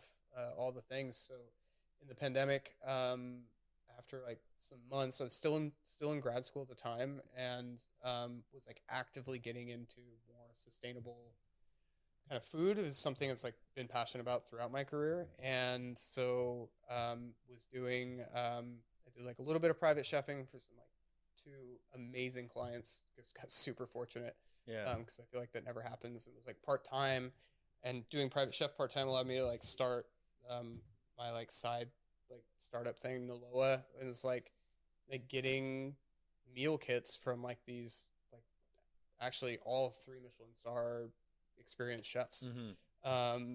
And like doing cocktail pairings from Fern Bar. Shout out to fucking Sam Levy, because best fucking cocktails. Badass. That guy's cool. And then it was like something really fun and exciting to like work on and like figure out of like how can you do. We were like shipping across the country like fucking fine dining meals from the Loa Foods of like Kevin Finch would like prep, like the food wasn't made by commissary. It was made by the fucking chef making the video. Mm-hmm. Kevin would like prep it in like, his kitchen or like a restaurant kitchen in Salt Lake, and like ship it out to like somebody got it in Hawaii. Mm-hmm. And they were like, this like under an hour had like a roast pork with like pasta, salad, roasted vegetables, man. And then sandwich mise en place, so that like the next day with all the leftover roasted pork and jus, you were making like Philly style like broccoli rabe like sandwiches. And I'm like, no other like fucking delivery food like HelloFresh or any of that shit's like can do this, or like has a network. So it was like really fun to do that, and I'm like kind of doing that still, but taking a pause on it until I started this new gig. And then now in fucking Wildtype, and finished my MBA, and working with Matt Academy and Berkeley, like trying to get them coordinated, because I took Matt Academy last year and was just so impressed by like, I'm like, you haven't done it, have you? I need to do it. You need to fucking do it. 100%. You should apply right now. They have like this like shout out to their scholarship they're doing right now, and it's like flights and accommodations paid for. Okay. And you just write like a 1-page, Yeah. very simple application. Sucio's gonna get in, bro. Yeah, 100%. I want to be talking at those academies. Yeah, you should. You should. They do a Mad Monday. Yeah, I'll connect you. Because like, it is only for hospitality people. Right. It is not for like food industry people. It is for hospitality people. It is for like your restaurants, your like corporate chefs, your like canteens, and like they do 2 programs. Like one's on like management and leadership, and the other one's on sustainability. And I did the one on sustainability, and I'd done it like just after I finished my MBA, and I went over there and I was like taking this week-long class. I was like back in Denmark, I was like seeing all my friends and like just having such a good time. And Copenhagen is such a special place, and I was just like, this is exactly like how Berkeley teaches. Yeah. I was like the quality of the instructors, the like their just like their thinking and just like how they act, and it was like such an inclusive place, and like trying to just like make hospitality like, you know, they're like, you're not going to go back to your restaurant and be like, we're changing everything, like we're fucking vegan now, like we're going to be the most green. Unless you're Daniel Hume. Yeah. Well, I've heard rumors, and I would love to know if they're true. That maybe that's not all true. I don't think that's all true. There, yeah. Man. Yeah. I hate though that like there's people that work there, and you know there's cooks that work there that are passionate about like where they're going. Yeah. And it just sucks that it has to be kind of, you know, shit on by all these people out here. Like, I don't know. No, 100%. Everyone's got a different truth. You know, like. Yeah. We, you know, there's restaurants that we love our experience at. There's restaurants that we have shitty experiences at. And then there's other cooks that have had great experiences where we have had shitty ones and vice versa. So it's like. Yeah, you know, it's the grass is always greener, and it's always easier to shit on other people's stuff. Do you hear Daniel Hume is dating Demi Moore? Yeah. Yeah. A chef friend of mine recently was like, when Daniel Hume looks down, Demi Moore is sucking his dick. And I'm like, I just don't believe that Demi Moore sucks his dick. Yeah. Like, they're together, but I think Daniel Hume sucks Demi Moore's dick. That's what I'm saying. Yeah. Like, after a certain age, I think when you're that kind of woman, you don't have to suck a dick. No. That's it. No. It's off the table. She doesn't have to unless do you like anything it. She doesn't want to. Exactly. Yeah. But no, actually, I heard somebody just was telling me about this, and she was like apparently I don't know if any of this is true, but like all her kids like went up to Demi Moore and were like, he's a gold digger, he's just here. I bet it did, bro. Yeah, and she was like, oh no, we're in love. You know, that motherfucker don't love you. Yeah, no. No chef loves you. No chef loves you. Yeah. You know, and I'm like, you know, just to shit on fucking EMP for a little bit, and like, you know, I have all the respect for all of the work they've done for the industry, but like the answer isn't vegan, right? Like the answer is being smarter about, you know, like they went from fucking only using the crown of duck and throwing away the legs to like being vegan. And like, that's not realistic. And that's not the answer we need. Like we need better food systems. We need like, you know, everybody knows all the things that we need, but it's like, it's the incremental changes that are realistic. Yeah. And I think that's something that obviously a lot of restaurants in Copenhagen are doing, or shout out to fucking Doug McMaster. I don't know if you've heard him talk from restaurant Silo. Oh, Silo. Yeah. Silo's doing some crazy shit. That motherfucker. I want to, you know, when I go back and start staging at places, that's where I want to stage. I want to, part of the reason why I left, restaurants and I haven't gone back in full bore is the waste, bro. Yeah. Deli containers. And I mean, and we haven't figured it out all the way. We're like, okay, yeah, we removed deli containers. All right, cool. Like, what are we going to do about the dishwasher? Yeah.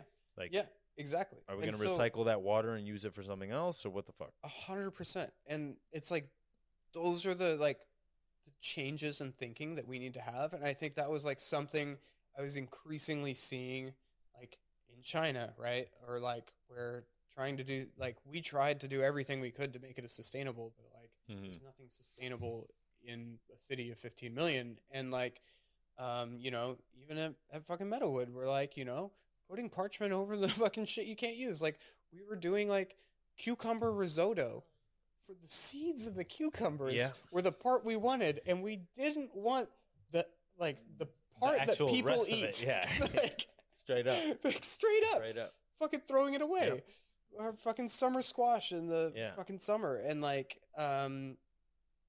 it's like, it's just disgusting. Yeah. And like, the pursuit of perfection is not worth it if you're sacrificing like, or disrespecting the system that leads up to it. If like one moment is perfect and like the rest is fucked, like that wouldn't work inside a restaurant with a system. So like, why do we just like put blinders on to like the, you know, the other ends of the loop? Yeah. That's what's happening now in the world when people are trying to cancel shit. I'm like, bro, the phone that you're using to try to cancel shit, I'm like, that's the shit you need to cancel. Like, that was made on slave labor. Yeah. I don't give a fuck what nobody says. 100%. You know, it's like, what, it's like the shrimp industry is who like are we fighting? Almost all slave labor in Southeast Asia. At the end of the day, I don't think that you can do anything in the present day without it being connected to something corrupt.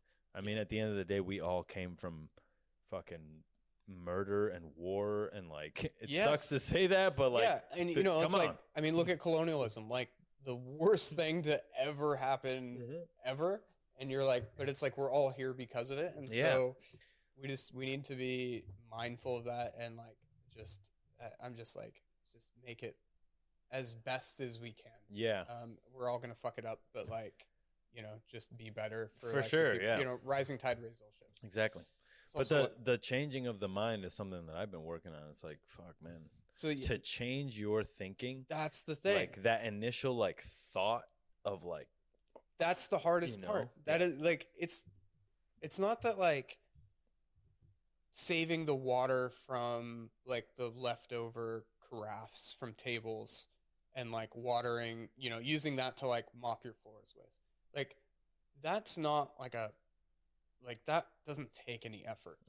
The thought of setting that system up to do that is the hard part. Yeah. Right. And so like, and then getting everybody to fall in line. Yes. Because everybody's always going to take the easy way out. Yes. Fucking, it's like, I used to like, I don't remember where I got this fucking saying, but I was just like my mantra to myself, and like the one thing I live by is don't be lazy. Just don't be lazy. Like, yeah, fucking enjoy your time off. But like, when you're doing something, like, like when I was like, you know, fucking cutting chives, and like some of them are shit. And I'm like, do I throw out this whole thing? And I'm like, that's like, it's lazy not to. So like, like start over, you know? And so like, I think like Mad does a really good job of like providing these like this is a different way of thinking. These are like the baby steps that you can take to like make things different. And like, you know, you can just change one thing like a month, right? Like, oh, we're going to collect our water to fucking scrub our floors with it, right? Or like, you know, these like little things that are like easy and like low hanging fruit, and like trying to get stakeholders to come on board. And that eventually leads to something. And I think like, while Silo is on an extreme, and like I have so much respect for Doug McMaster, and like hearing his talk about waste as a human thing, he was like, we invented the trash can, you know, like we invented waste. There's no waste in nature. And you're like, whoa, he's right. Like that is like a different way of thinking. But like, then you have people like Matt Orlando, like Amos, who are like, you know, I think also doing really amazing things with sustainability, but then not in like in terms that are like more tangible, I think, to the average chef. Right. You know, they're like, we're going to stop using like plastic wrap. And you're like, well, that means you can't do certain things. And he's like, okay, well then like, we're just not going to use those techniques. Right. And it's like, oh, I guess you don't have to use every fucking technique you saw on Instagram. That's like, I'm on a crusade, man. We got to ban sous vide. Yeah. We got to get that shit out of there, bro. I'm sorry. Like, 100%. Like, if we can't cook meat perfectly, and something that led me to this conclusion is the mortadella at Charter Oak. We would make mortadella, like fucking Hector would make mortadella, and he would fucking put that shit in the steamer, and 3 out of the 5 would be gray. Yep. And I'd be like, how does a grandmother in Italy make this without it turning gray? 100%. Without all the technology that we have.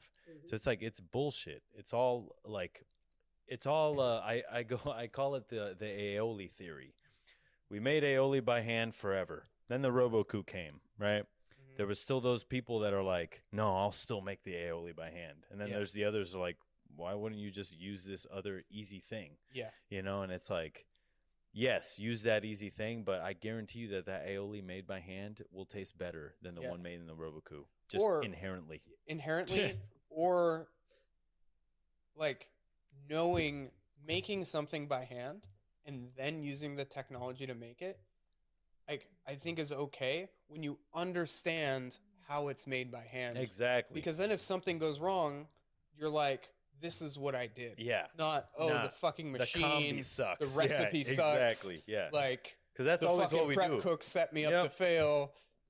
Yeah. And that's the fundamental chef mentality. Yeah. It's always like, I'm the victim. This Yep. is fucking me. Yep. This didn't happen for me. Yeah. It's like, 100%. did you expect an easy It's like, day? You're a chef. Yeah. Like, you're never. I'm sorry. Like, it never gets any easier. No, and it's not supposed to be. No, 100%. So it was like, I really recommend everybody to, like, you know, if you've been in the industry for a long time, like, they're really good about doing their scholarships. It's like working with them in Berkeley. We're actually like the first, like, kind of bringing those two things together. The first time is actually going to be in October. We got like, I'm like bringing all the Berkeley classmates of mine. We're like doing like an intensive at MAD. I'm like so excited about, but I'm like, you guys are just like, I'm like, Berkeley needs this. And then like Copenhagen people need to see how, like, you know, unfortunately capitalism is run, right? Like, I think the thing I learned most about in business school, everything is fucking made up. Like when we were doing accounting and like finance, they're like, this is just made up. I'm like, wait a second. So the numbers are made up? The one thing I was taught my entire life is like fucking made up. And then like my roommate's a venture capitalist, or works at a venture capitalist firm. And she's like absolutely incredible. And like, she's like telling me how the systems of like funding work, and like how institutions like only buy in to like rounds of funding if you've bought into the previous round. So like the same founders and the same types of people are making the investments and are getting the investments. And it's like, I'm like, oh, it's like, this is how the system is working against everybody. Yeah. But at the same time, like the people in Copenhagen, they need to see it because it's like on its like full force in America, but it's also the game you need to play if you want to be successful in those things, right? Yeah. Like, you got to fight fire with fire. You got to fight fire with fire. You got to play the game, and you need profit to make your change, right? And so, I have so many problems with it, but at the end of the day, it's like that's the reason why I started the show, man. Because I'm like, I want this show to make fuck you money, so I don't have to fucking listen to anybody. 100%. I can just do what I want. And Exactly. and I think that I told this to somebody the other day. I was like, it all started with 5 cavemen, and 2 of them realized that they were smarter than the other 3, and here we are now. Yes. Right? So it's like, we need to fight fire with fire. We need fucking money. Yep. We need to stop like asking the government to fix shit with laws, and like we need to take matters into our own hands, you know? And what that means, I don't fucking know. No. But I think we start having the conversation, and then at some point it will lead to action. Yeah. I completely agree. And I think like bringing more of these people like-minded together on like it goes back to like when I was like in the military of like, you know, the fucking drill instructor like being an asshole, and like that's the economy. I'm like, we bring people together to like fight these forces. Like people are doing amazing innovative things and like for the better of like people and the planet and profit. I'm like, it's gonna work, but it's changing the thinking. Yeah. Right.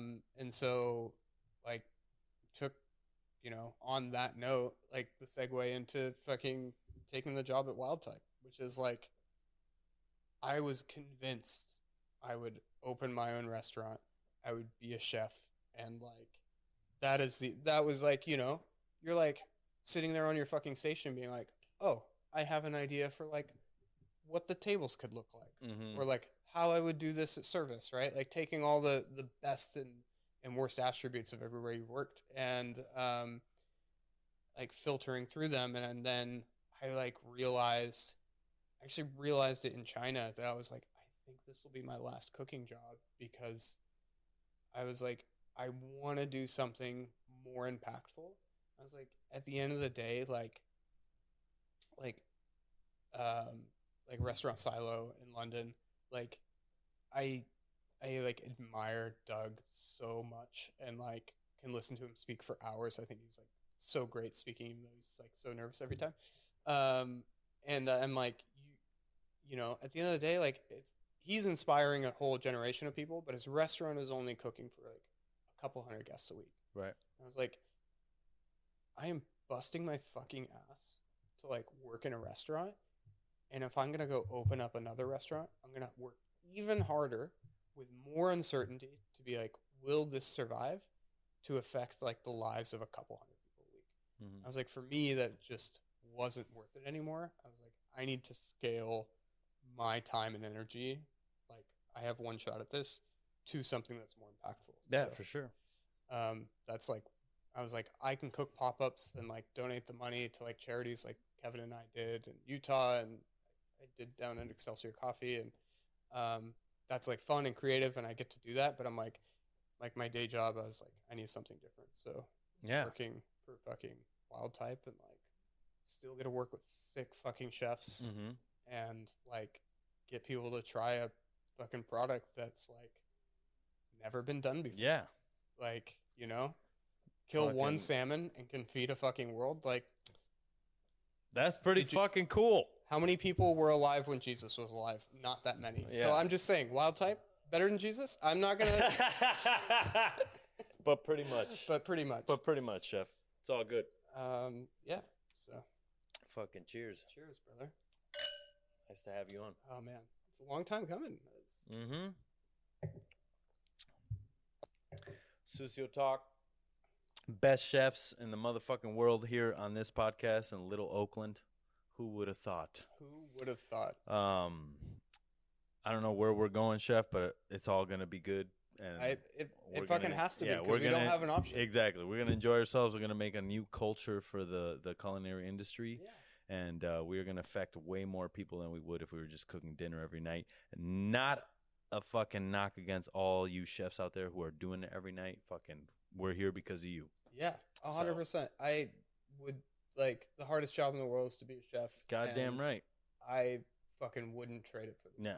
And we're going to shed light on this, and we're going to make sure that you're not just known for cooking dinner, right? Yeah. Like, a lot of you guys have personalities, are cool. We just did a fucking event last night, and like at work, right? We did like tasting for some investors, and we have a full-time sushi chef that like worked at a 1 Michelin star restaurant here, and like the co-founder afterwards, he's like, "This is a lot of work."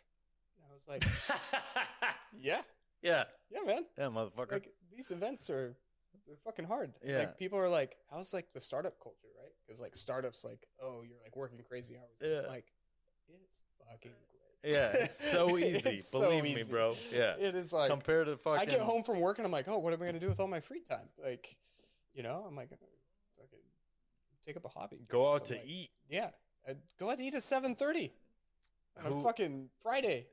The fucking timing that every chef hates. Yeah. You're like, I understand though. I'm like 7:30. I eat at 7:30, and I'm like, that's pretty nice. That's pretty nice. Yeah.